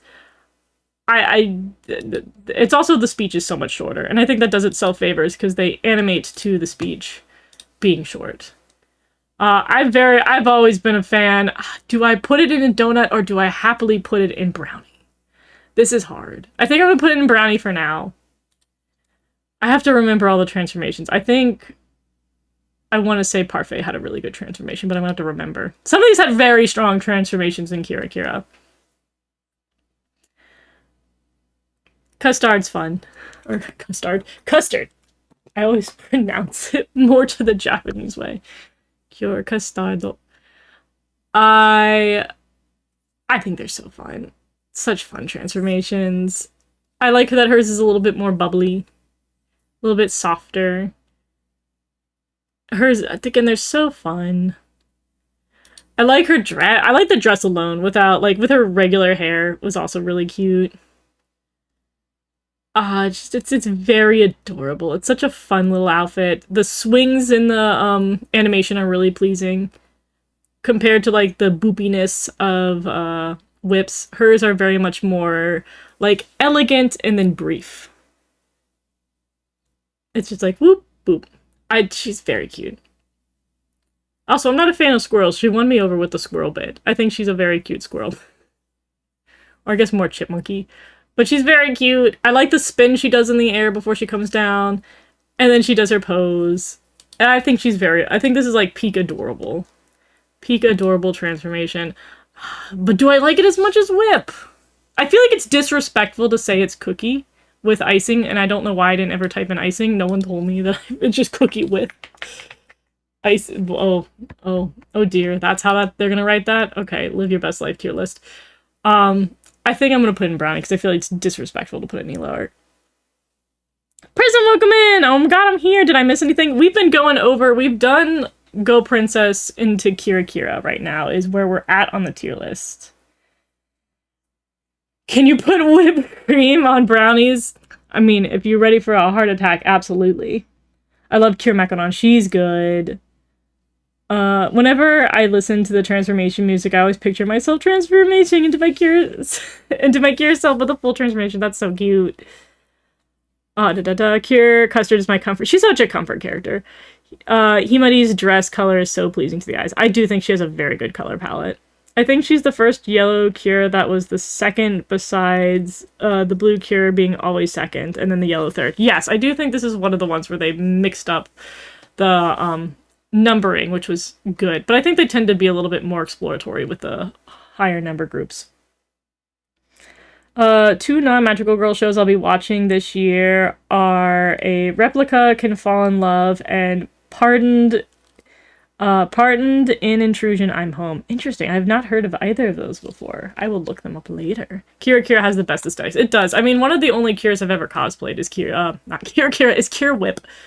Now, Gelato I think has a very stellar transformation. I think they really went all in on her personality for this. Like, even though she's in the same kind of soft dress that the others are in, I think they did such a good job with her, like, rock aesthetic as part of her transformation. I think they did a really nice harmonizing of girly and, like, edgy. Maybe edgy's not the right word. Kind of punk.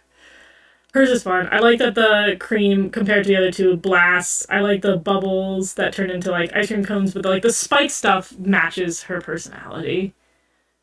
And then I think a bubble aesthetic really worked here. The jacket, though. The jacket, like, the turn, and then her, like, pushing the jacket forward and it gets the magic off it. It's so pretty.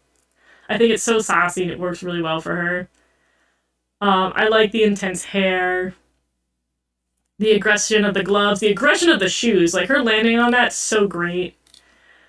Like, going back, this is amazing. It just shows kind of the aggression. It's such a wonderful way to do it. Your audio is weird right now. Is there any issues? Let me check the stream quality. Is anybody else having issues? The audio is doubling. Oh, interesting. Pourquoi? It wasn't doubling before. Why are you doubling now? Did I accidentally turn on a mic? How about this? Is it doubling now? One of my mics turned on. I think this is the mic I normally use. Is it doubled now? How long have I been doubled? How long has there been 2 of me? This live gave me the motivation I needed to iron my clothes. Oh my god, I need to do my clothes after this or later tonight. The second one is an otaku office lady that finds herself living with 2 strangers when her apartment wall unexpectedly crumbles and she has to keep her naughty lifestyle. Oh my god. Alright, better? Okay, good. Thank you. Yeah, I think one of my mic audio is turned on. That was very weird. Stay off. No one asked you to turn on. Alright. I like the sassy here. Like, again, they did this with Twinkle as well, where they have, like, a softer moment with the characters. I like this kind of soft moment, and then it goes right into her more, like, aggressive, silly lion self. It's fun. And then where's the other part that I really like? Alright, she put on the crown. She's a little princess. The sock! Like, her being like, wait a second, I gotta fix this, and she pulls up the sock, I think is great. I love the guitar that she throws in. Like, her being like, the outfit is way too symmetrical. We need to ruin that. I love it. It's such a good way to have her personality there. And for her to actually change an element of the transformation instead of just, like, the transformation doing its magic-y self, I think is so clever. Because most of the time with it, it's like, the magic is coming around and transforming you. But she's like, hey, the sock is wrong. I'm gonna fix the sock. That's what I like about. What is the difference between gelato and ice cream? Girl, there is a difference out there, and I'm not Italian enough to know the answer to that question. I believe there is...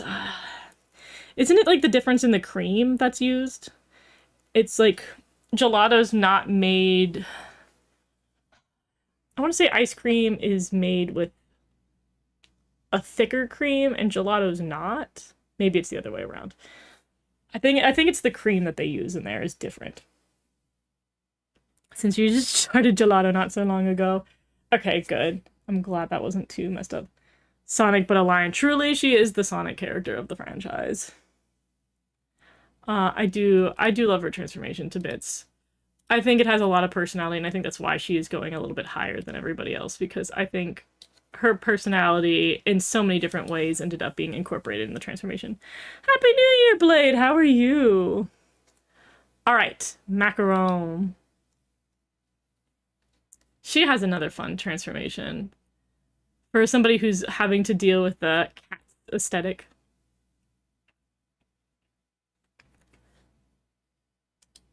I find gelato to be more flavorful than ice cream. That's what I would agree with. That's why I'm wondering if it's more that they put the flavor and less of the cream.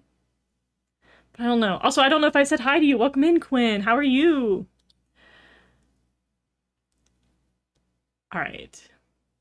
Getting into the beginning, which is similar as everybody else, but I like that she has like a little bit more of the snaky way that they handle the cream. Again, the differences are very pleasing. Her hair also being so extra in the transformation is also quite nice. I like, again, anytime they do the back stuff, I think is really, it feels sassy. And then her boots come in. I like the gentle blowing on the cream to get her little macaron hairpiece. The shines. It's fun. It's a very pretty transformation. And like all of like the kissing and like the diva-ish attitude, all very pleasing.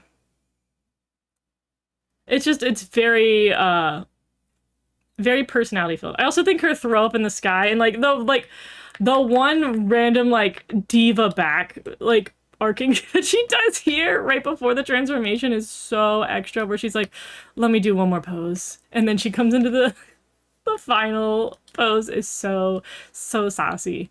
I think I'm gonna keep it in brownie just because it is so unique. I don't know if I necessarily think it has as many like unique attributes compared to the others though.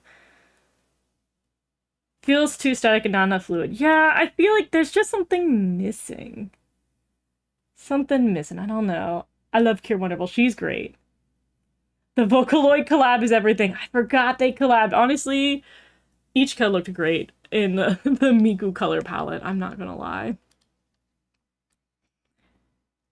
Alright. Cure Macaron and Chocolat. Another canonical loves. Kicked off the year feeling sick, but thank you for asking. Oh, I'm so sorry you were not feeling good. I hope you feel better.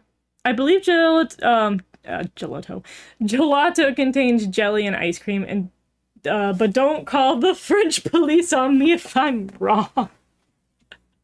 That makes sense. Again, I think it has more of like the fruit flavor than it necessarily, or whatever flavor it's going for. I remember it's stronger than the cream flavor compared to ice cream is much more milky.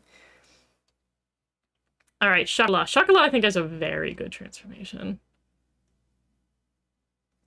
There's a lot, but also Chocolat is the first like really like gender is a construct one, because like compared to everybody else, she has a much simpler dress, and we see that like she's got the poofier skirt at the bottom to mirror the shorts that are gonna come. I think they are like, I think it is actually a romper technically speaking. I like that. I like that everybody else has like the flowy sleeves and stuff, and she's got more of like a leotard-ish thing. What do we even call that?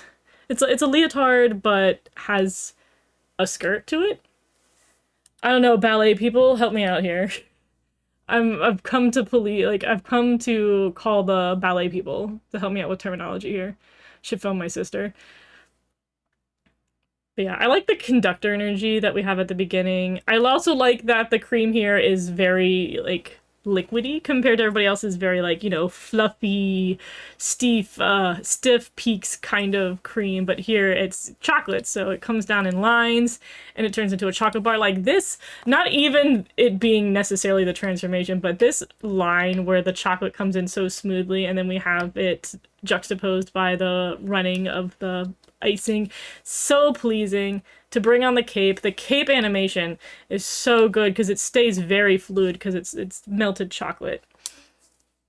It's so, so pleasing. Like, look how it comes, like, you can still see it liquidy. I love that. And just it continues as she brushes the arms off. And we have the chocolate bar, like, centerpiece. Oh, it's very divine. Very well done transformation for the first character who's like, I'm gonna wear shorts instead of a dress or skirt. Chocolat. So Chocolat has no E at the end. It's with the French pronunciation for her name. But I think a lot of people just say pure chocolate. But yeah, it's Chocolat because it's the French version. Going with the French thing. I feel like it would have been better if Macaron was the fifth cure to debut out of KY. I think they would have put more effort into transformation if they did. How does a macaron brownie taste like? That's a good question. I've had a chocolate flavored macaron before. The hat's fun. The little...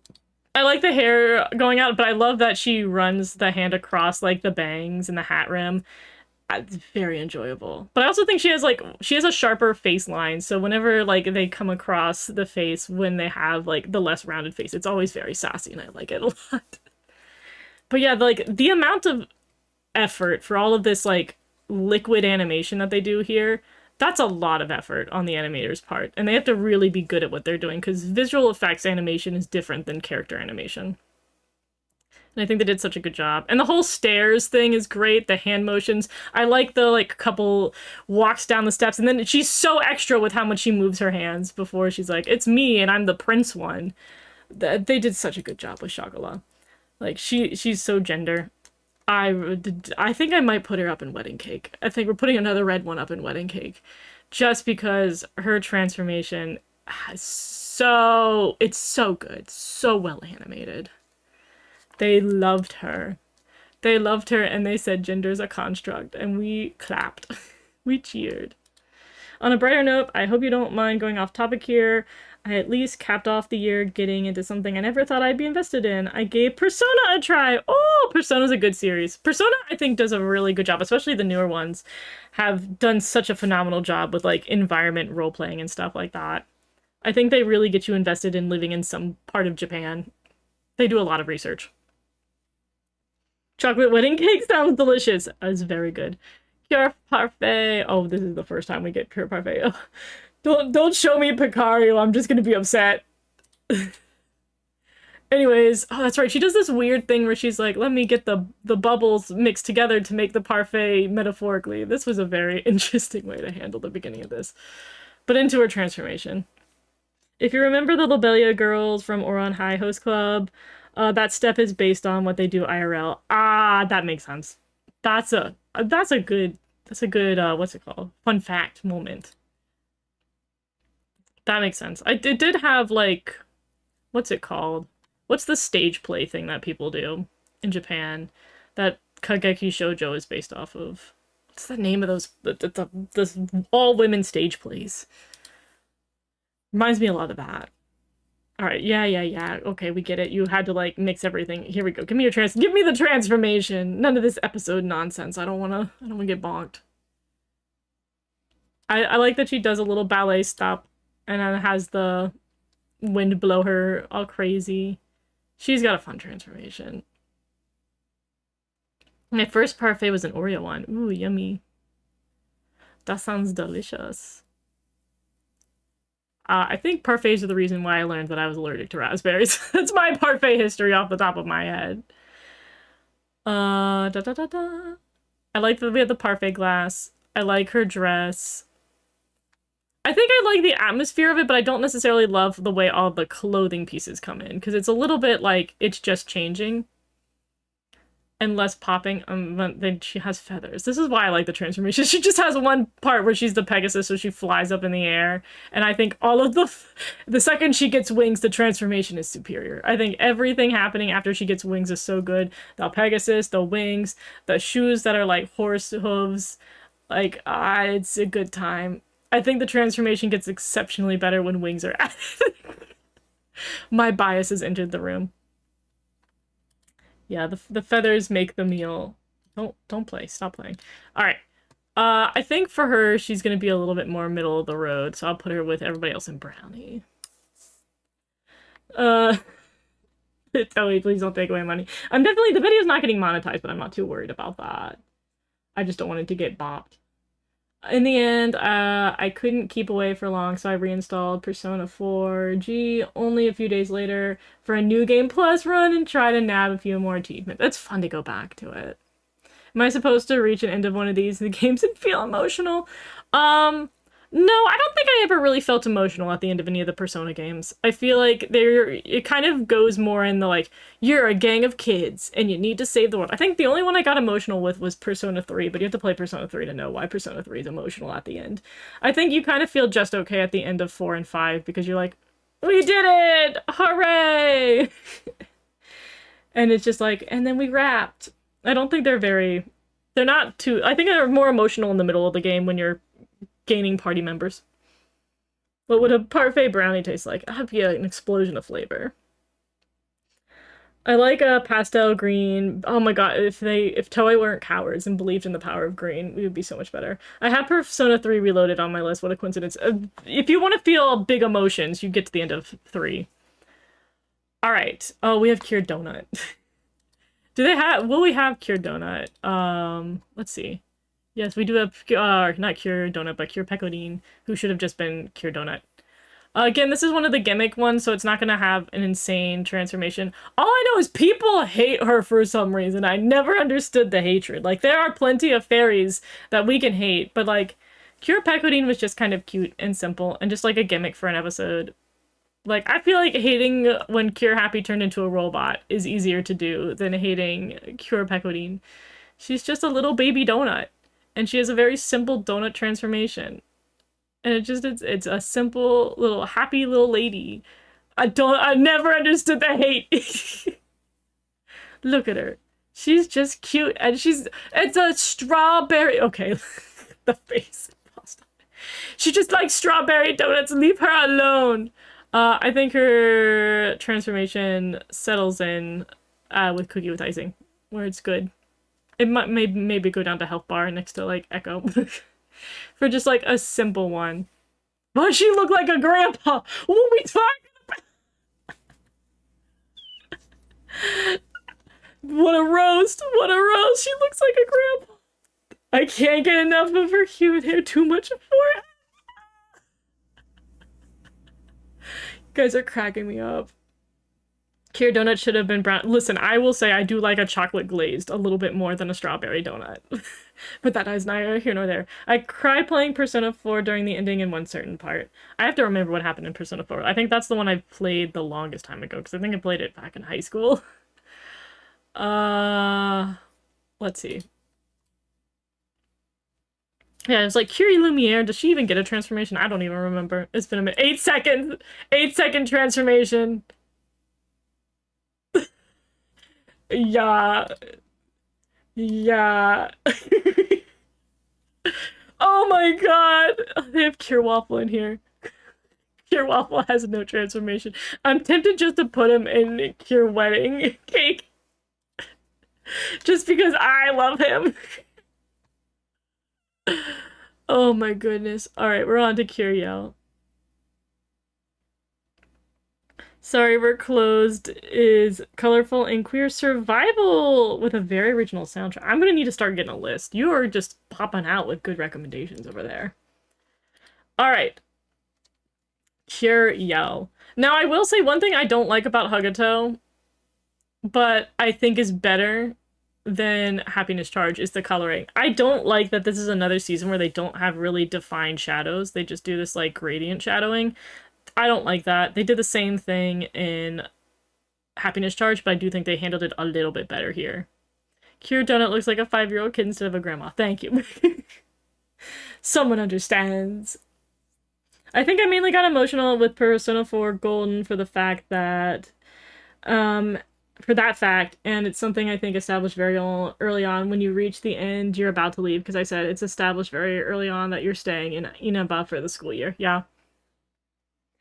Yeah, I think, like, the ending, like, the very, very end of it, like, I think after you've beaten the final boss, you can have certain feelings, but I definitely, for both Persona, I'm trying to remember It's definitely different for Persona 3, but for Persona 4 and 5, you are in the location you're at for a temporary measure. So the fact that you potentially could leave at the end of it, I'm like, so it's just gonna end with me being like, peace out, everybody.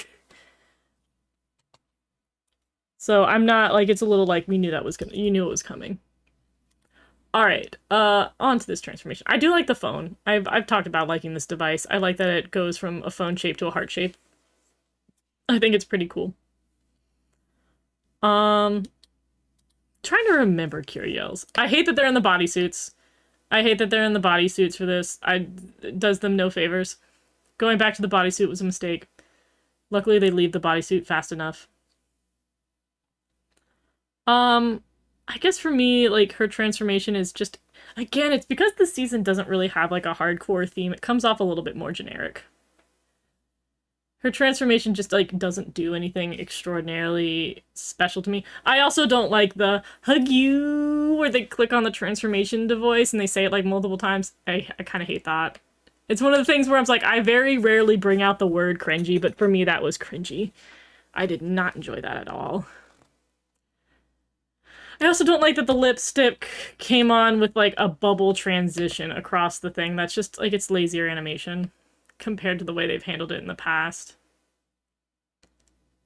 I like that she has her cheerleader hand pom-poms. I think that's the only thing that I really like about that. And I like that she goes left-right and it dings like a bell. But it's such a whatever transformation to me. But do I be mean enough to stick it in the health bar? Like, I think it is a step up from everything in health bar.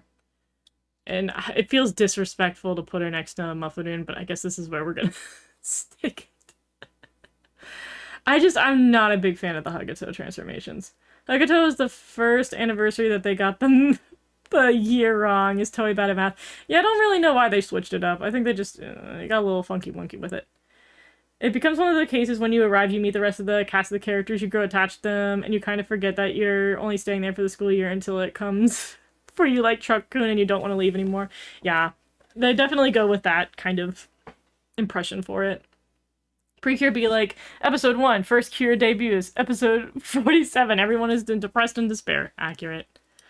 Alright, on to Anjay. I think I remember liking hers a little bit more, but she's also blue, so my blue bias. Blue and feathers are like my bias, so I think she gets a little bit better, but I don't remember it being extraordinarily different. I'm trying to remember. Again, the bodysuits are terrible. The bodysuits are so horrible. But I'm glad that at least they don't show the rest of, like... At least here they do something different with her bodysuit, where they put on her sleeves and her skirt. And I like its different levels of purple. I mean, not purple. Different levels of blue. I'm also glad that they stick with her upper body and we don't have to see the bodysuit legging part of it. I hate the bodysuit. Like, this looks good because we don't have to see her legs and realize that it's a full bodysuit. And then it just turns into her actual dress, which looks pretty good.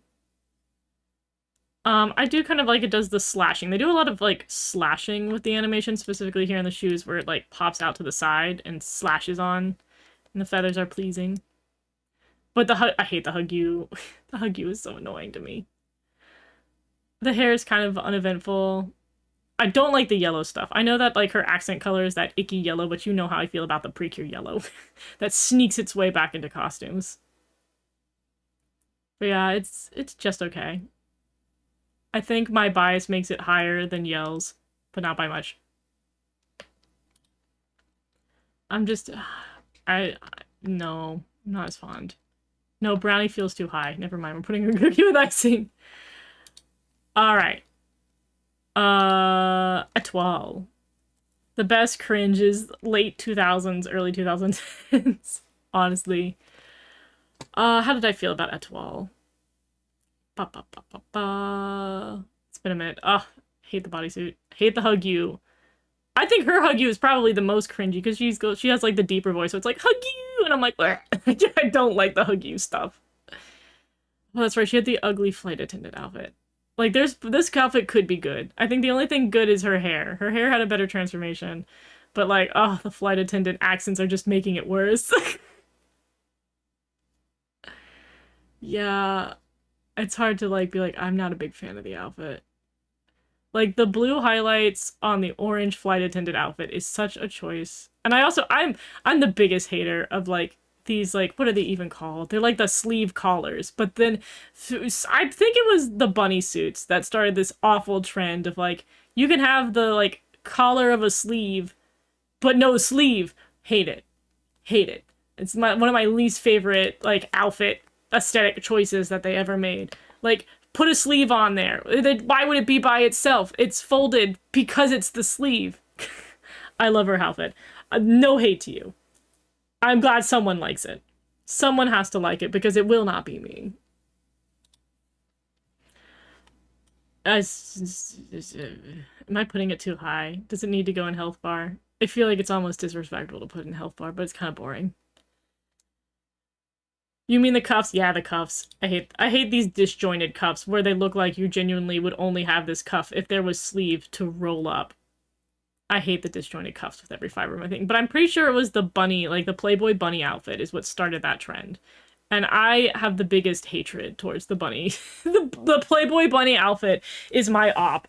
Design-wise, I've always hated it because they have the disconnected collar and they have the disconnected cuffs and it makes me mad. My random, like, pet peeve outfit. On an aesthetic level. Alright, we have the dual transformation for Mashiri and Amor. Fun times. I think this was a little bit better. I remember liking this a little bit more than the others. Because we have a dual transformation. They cover up the bodysuits almost immediately, and they have a little bit more. They lean into the ballet stuff, and then they get their very German-inspired dresses. The dual stuff, I think, just makes it better. Yeah, I just think them together is making it superior to me. But again, it's not, like, again, there's not too much uniqueness. It's just two people transforming together. I like the ear puffs. The ear puffs are satisfying. And see, she does her makeup. They don't have a really lazy transformation when they put the lipstick on. Like, she literally kisses the lipstick into existence, and I think that's superior. Like, when they draw their hands across and put the makeup on, it's so much better than just having, like, a line come across the screen and then, oh my god, on one side of the line there's no makeup, and on the other side of the line there is makeup. I'm calling you out, Kiriel. They animate it better. But also they're mid-season, so they put more effort into it. The hands are cute. I like it a little bit better. And the hug at the end. See, that I'd rather them have the dual transformation and they hug. And that's cute instead of going hug you. Oh, I do love that they do the finger guns. The finger gun, like, devilish diva stuff is very cute. They've been redeemed. We redeemed this season. We redeemed this season. I think I'll stick you guys in brownie. You've risen above. I might even, do I put you in donut? No, that's too high. We need something between donut and brownie. All right, let me make sure I catch up. I was talking about Anjay. Oh, wait, let me, I love her outfit. Oh, Anjay has a great outfit. Anjay has a great outfit, 100%.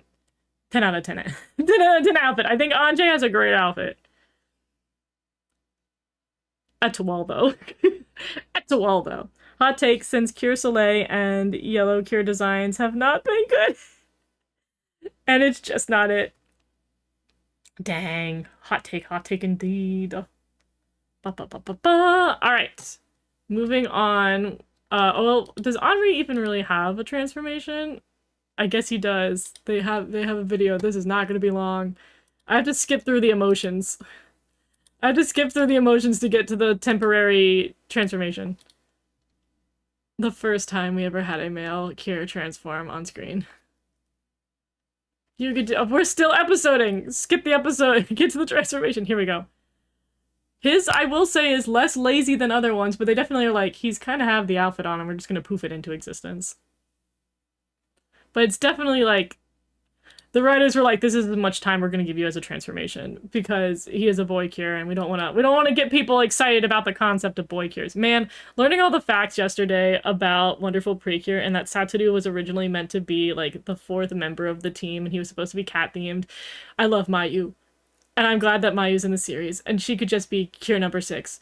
But the fact that Satoru was supposed to be a cat boy, and they got rid of him, is very upsetting to me. He could have been on the show, though I do like him being the rabbit boy instead. Ponderful Precure betrayed. This one I think we do have to put in Just Sugar because it doesn't do much. Well, I put the Aloha Precure. I can put you in Health Bar. I think that's a safe bet. Saying it now, Cure Stars and Health Bar. You do not know anything yet. We're gonna get to Cure Star. All right. So first things first. I'm not able to showcase you this because of DMCA. All of the Star Twinkle transformations are going to be higher. Just letting you know because they sing. We have never been peak as much as we are in this moment. We have never been more peak than when they sang during the transformations. You don't understand. My brain chemistry changed when they had the transformation song, and they've never done it again, and I've been very upset about it. So all of them are going up just like their baseline. I'm gonna say it right now. All of them are not going to be any lower than Cookie with Icing, solely because they sing. The music elevates it. No one else sang. And each individual voice actor sings. And it's not just some generic voice that does all of them. They sing. The singing speaks to me. Wouldn't it be funny if this was my playlist? It might be. I don't know how to check. It says Cristiano is the playlist that I have. So if you are Cristiano, then yes, this is your playlist. For Sailor Cap. Cure Tomorrow would be a member of Hagato. If she was green, I honestly, Cure Tomorrow should have had a transformation. Cure Soleil has a good design, but all the Cures before her were done dirty. Dang. Whenever I hear Catboy, I think of the Shugo Kara ones. I'm sorry, but Cure Star singing is nails on the chalkboard. You're banned, Ben. You're banned. Be gone from my Oh, that's not mine. Well, if anybody does have a playlist whenever I do this, feel free to let me know, and I can always use your playlists. I like Cure Stars. I like it. There's a lot of emotion in her hands. I'm very happy with this. For what I hate about the, like, hug you thing where they get close to the, like, heart phone. It's, like, not for me. I do like when they, like, slowly press the pin down on the, what is it? Star color pendant.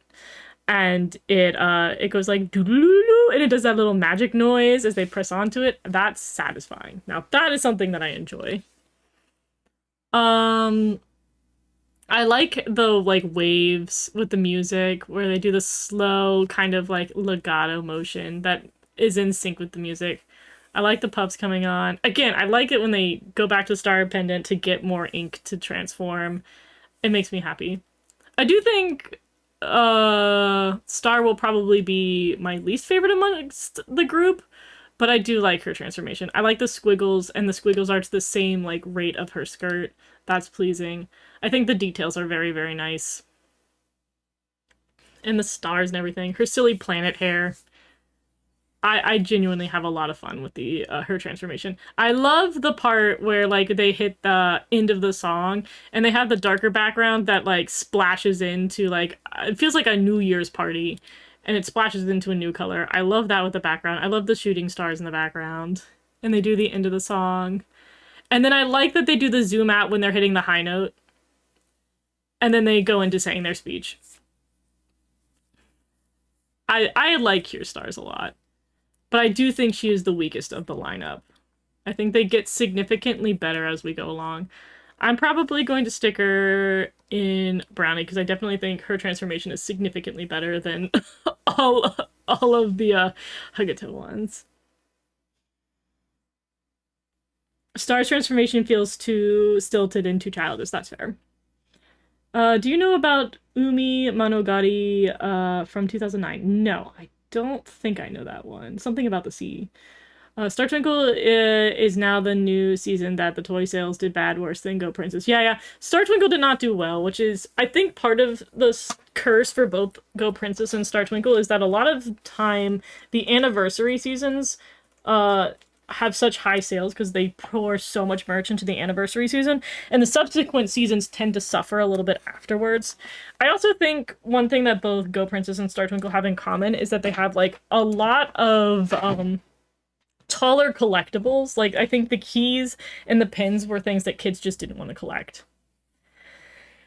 I think for in terms of the things people prefer to collect, they prefer the rounder, small toys like the decors from Smile Precure. They don't seem to like the more pin-shaped objects or the longer shaped objects for collectibles, is what I've noticed. Milky's drop at the end of her song. Into the Speech is adorable. Oh my god, we will get to Milk. We will get to Milky.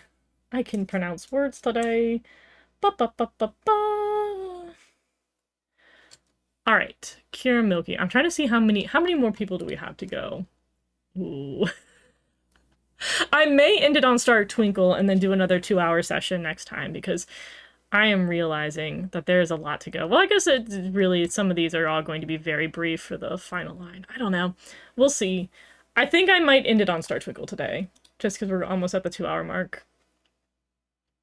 Anyways, Milky. I want more dark skin characters. Agreed! Welcome in! Welcome in, Uki the Frog. How are you today?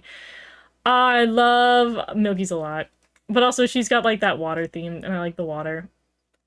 I like that they draw their symbols. It made me remember their symbols better. I love her surfing. I like the water. I like that they use, like, sparkly water. The sparkly, starry water. Again, they do the hands, the feet.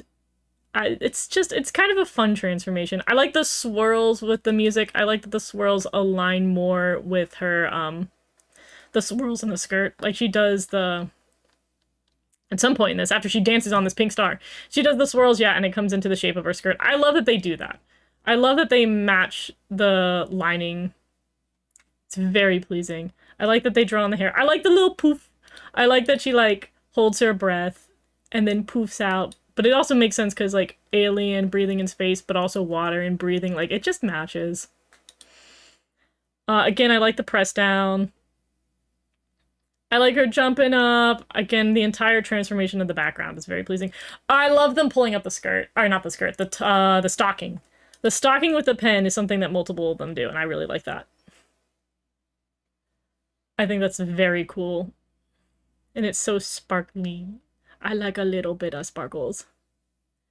She's very cute. I'm happy with Milky. Milky is another one I find quite pleasing. I think I like it a little bit more than Star, but I'm not organizing that. Da, da, da, da, da. I felt that. But also, Happiness Charge and Hogato aren't the best written seasons, so if they aren't good, then people aren't going to go to the season after. Fair enough. Milky should be more traditional green than Hatsune Miku turquoise. She was unfortunately the start of the decline of green in the franchise. Is it just me that is confused about what cure she is? Because her name is Milky, kind of reminds me of chocolate milk or something. So hers is Milky Way. That's why she says it in her speech, is that they named her Cure Milky because she's based on the Cure Milky Way. Technically speaking, should they have said Cure Milky Way and not Cure Milky? Yes. Should they have done that? Yes. Did they? No. That's one of those moments where you're like, there are some cringy English names in Precure. And that's definitely one of our cringy names. Because, like, it's not the first time that Japan's been like, we love the term milky. And then us in English-speaking countries have been like, milky has a very different connotation. Please stop using it. So Cure Milky, I feel like, was a choice. And the people who came up with her don't know English very well. It's like, you can tell who worked on Precure and, like, took English and paid attention in English class, and then you can see the people who did not. Welcome in, Glitterim! How are you today? Hope all is well. Alright, next up, we've got Cure Soleil. Which I used to call Soleil, but then everybody's like, it's Soleil because it's the French pronunciation, and I forget that French hate the last letter of any word. I like her transformation as well. I like that she keeps rotating as it continues on because she's doing this sun, and they have like this sort of vortex that ends up being part of her iconography. I like it a lot. I like that her dress is slightly different than everybody else's. She's got more of like the pants going on, but she still has like a really big dress, which I think is fun. I think it's because she does so many flips in it because she's supposed to be the more athletic character. I think it's fun. I like that she paints on the details and then they fire in. I don't understand what the purple gummies have been as part of her transformation, but I think it's nice and silly. Like, the purple gummies have nothing to do with it, but they're like, we're gonna throw in some purple in her outfit, and they're gonna make it her headband. I, like, again, they do the purple gummy. I don't know what the purple gummy is, but it's there. They added more to it. I love her dress. I really, really do love her dress a lot. I like that the pin has a more aggressive twist to it. I like the star belt a lot, and then we throw the purple in there, because again, we go, that's her accent color. We're going with this purple. Or like borderline maroon. But she's fun. I do think they should have done more with her speech. I like that she does the fire thing, but I do think she has the, like, least entertaining speech portion as the rest of them, and I think that's, that they should have tried harder. But I like Soleil. Or Soleil. Do do do do do. Cheers, Soleil of Appalore. I adore her. She's great. I never understood the bubbles. The purple bubbles do be doing something. I don't know what, but they're doing it. I mean, Japanese love using German terms a lot. Oh my god, they love using it for shonen and seinen stuff. Like, they love, like, anything that's got guns or it's, like, high fantasy, they love to roll in some German. I mean, like, Frieren is unapologetically German. And then... I'm not gonna get into why the military stuff is German, but if you know World War II history, you know. At least they stick to much simpler stuff, such as numbers. Yeah. She's very pretty. I like her a lot. Surprised there's no Sailor Moon or Cure. I can read. No Sailor Moon and Star Twinkle collab. They should have done that, but I think there's licensing issues with that. I think there's some complication to the license with Sailor Moon, where, like, Naoko does not... Naoko is very picky about who she collabs with, and I think she has a bit more of a say in what Sailor Moon collabs with.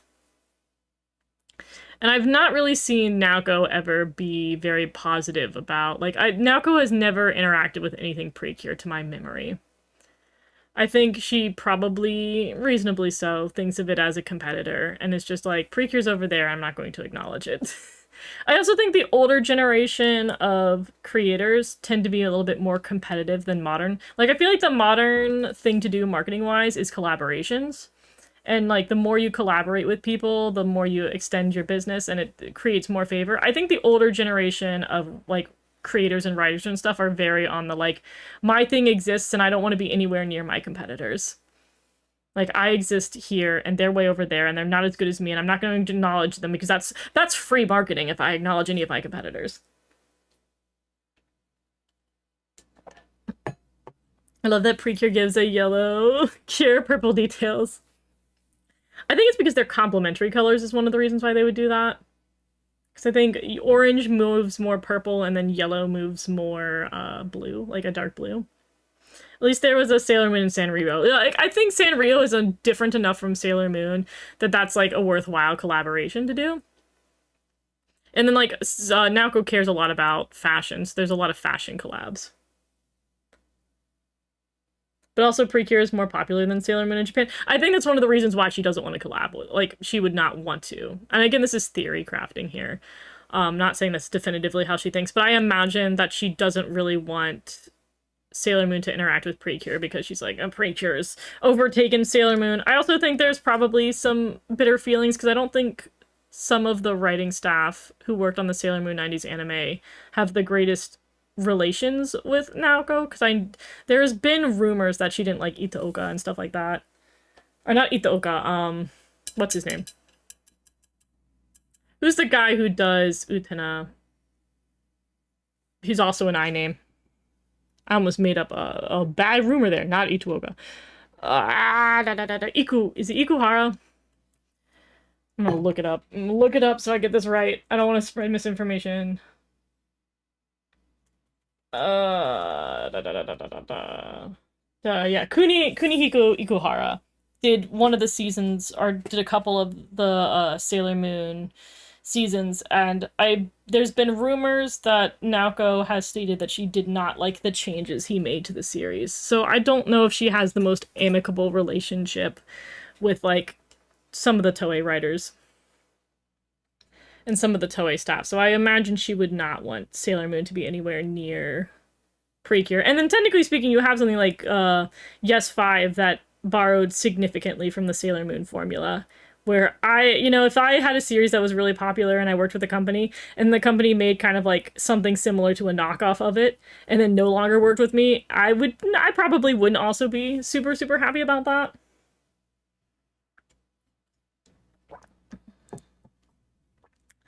Da da da da. Currently working on an edition of the Nutcracker story, and we're working it into a Magical Girl Boy series. Ooh, that's fun. I really like your more advanced text in regards to storytelling for your review videos. Oh, that's so sweet. Thank you. I appreciate that. Anyways, that's delayed enough. Let's go to another Moon Magical Girl, Cure Celine. I think she has really strong animation. I'm trying to remember who the key animator for her was, because I think it was somebody slightly different than the others. Because there is so much animation on her specifically. Like, even the motion there was more than the other characters. They were a little bit more static during that particular segment. But, like, she's very, like... I mean, it was mentioned earlier, her animation's very similar to the animation they use in Flip Flappers. Like, this bow part, there's just some very pleasing animation in her transformation that I think was a slight step up from the others. Where she's got more of that bouncy animation. It's also very similar to the animation style they used in Hokuto. For, like, specifically the movement. Like, Etoile had a lot of this type of animation. Homode / Etoile's animation is very close to this. And I want to say it's the same key animator, but I don't have my key animator people in chat to help me out here who I know, they're like, yeah, I see that character, I immediately know who the key animator is. But yes, it's that one animator who... If I say Yoshiyama Yu and I'm wrong, I'm going to be really upset. But she tends to, like... I believe the animator is one of the ones who tends to thin out the faces when they do animation. And Celine has more of that thin facing. Nonetheless, I do think she's a little bit higher. I think I'm put her in Donut just because the animation's just a step up. It's a little bit better. Oh my god, you're right, it does have the flip flapper. Yeah, it's got that flip flapper animation style, but I also don't want to say that definitively because I don't know if it's the same animators. But it's kind of that loosey-goosey, bouncy style that has a little bit more simplistic line art, but has very expressive characterization. But it's the opposite of the animation style you'll see with, I'm gonna keep naming people, and I need to make sure I'm getting the names right. The guy who does Heartcatch. His animation style tends to focus more on line weight, and then this art style tends to focus more on motion, and the line weight is equal the entire time. Naoko Takeuchi is a love-hate relationship for me. Like, on one hand, her art is amazing and makes me want to draw, but on the other hand, she's so strict with her IPs, like, bruh. Yeah, I think I also, on a personal level, have a love-hate with Naoko. She's one of those creators where it's like, some stuff I'm like, yes, queen, and then some stuff I'm like, no, because...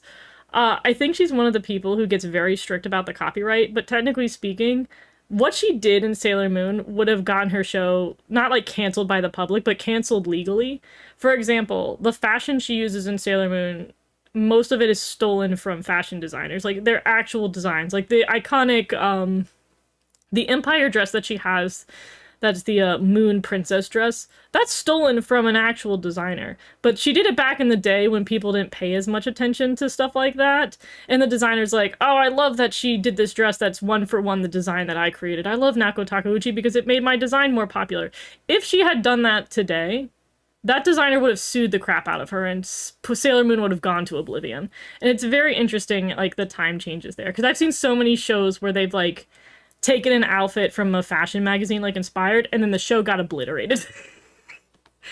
So there's some things where I'm like, you're very strict about copyright, but you also very much plagiarized other people. But you just happen to be able to get away with plagiarizing for that time period. Next up is Cure Cosmo, which I think is what we're going to end on for today. I remember loving her transformation because it does a lot of stuff and it has a lot of her character in it. I also like that this is one of the ones where they go with a darker background, and as you will see moving forward, I genuinely like the darker background for the characters better. I think it makes the characters stand out a little bit more. But she's also a mid-season cure, so her transformation is typically going to be better. I have to get the pause though. There's a couple of like you pause and you miss it. Okay, so this is the bit where they silhouette all of her different forms that she has, because in the series she masquerades around as other people using perfume. To transform to the butler form that she had, her idol form, her blue cat form, and then her actual true form. I like that they have the homage to those.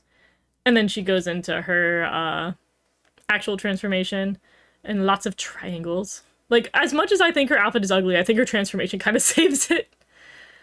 I love the tights. Again, this is another one where the tights come up, and I really like the way the tights are. Well, I guess their stockings come up since they're not fully up there. I love the way the outfit comes on. It's very pleasing. I also like her singing. I like that the piano tiles of her dress, which, again, I think the piano skirt is one of the ugliest skirts in the series, but I love that she plays the piano when she puts it on. I think that's cute. I think it folds into the scallops really nicely. I think it's cute the way that she puts on the accessories, even if her accessories are really ugly. Like, she literally puts on a paper plate for this hat that just floats above her head. It's so dumb. But the way that she drew it on was kind of cool. Where I'm like, you can win me over. Even if the outfit is not my favorite. You can win me over with good animation. Like, you have to have it compensate, you know? And then she's got her silly little cape that doesn't make any sense either. It's such a mess of an outfit, but they do such a good job with transforming it that it can convince people that it's a good outfit. A paper plate. It's a paper plate that she just sticks there and it floats. It's one-dimensional. Star Twinkle was about to have 3 cures. Yeah, I remember that they were going to not have Celine and Soleil. But I'm glad they have it. Flip Flappers is the studio's second take on Magical Girls. Interesting. I don't remember what the first one is. I have to look it up. But Flip Flappers was such an underrated one that I kind of watched on a whim, and I was glad I did. Because at the beginning I was like, I don't know where this series is going. And then I was like, it's going in a great place. Celine on the Moon is the best. I do love whenever they're on the moon. Oh, I can't remember if I ever did an eye catch tier list. I wanted to. That's another one up there. I think I'm gonna put Cosmo. Ooh, it's close. I don't know if she's donut or if she's brownie. I feel like the outfit puts her in brownie, but her transformation and animation go donut. I gotta like split her in half. It's such a style clash for sure. Super stylized, but the rest isn't. Not sure about the choice. Yeah.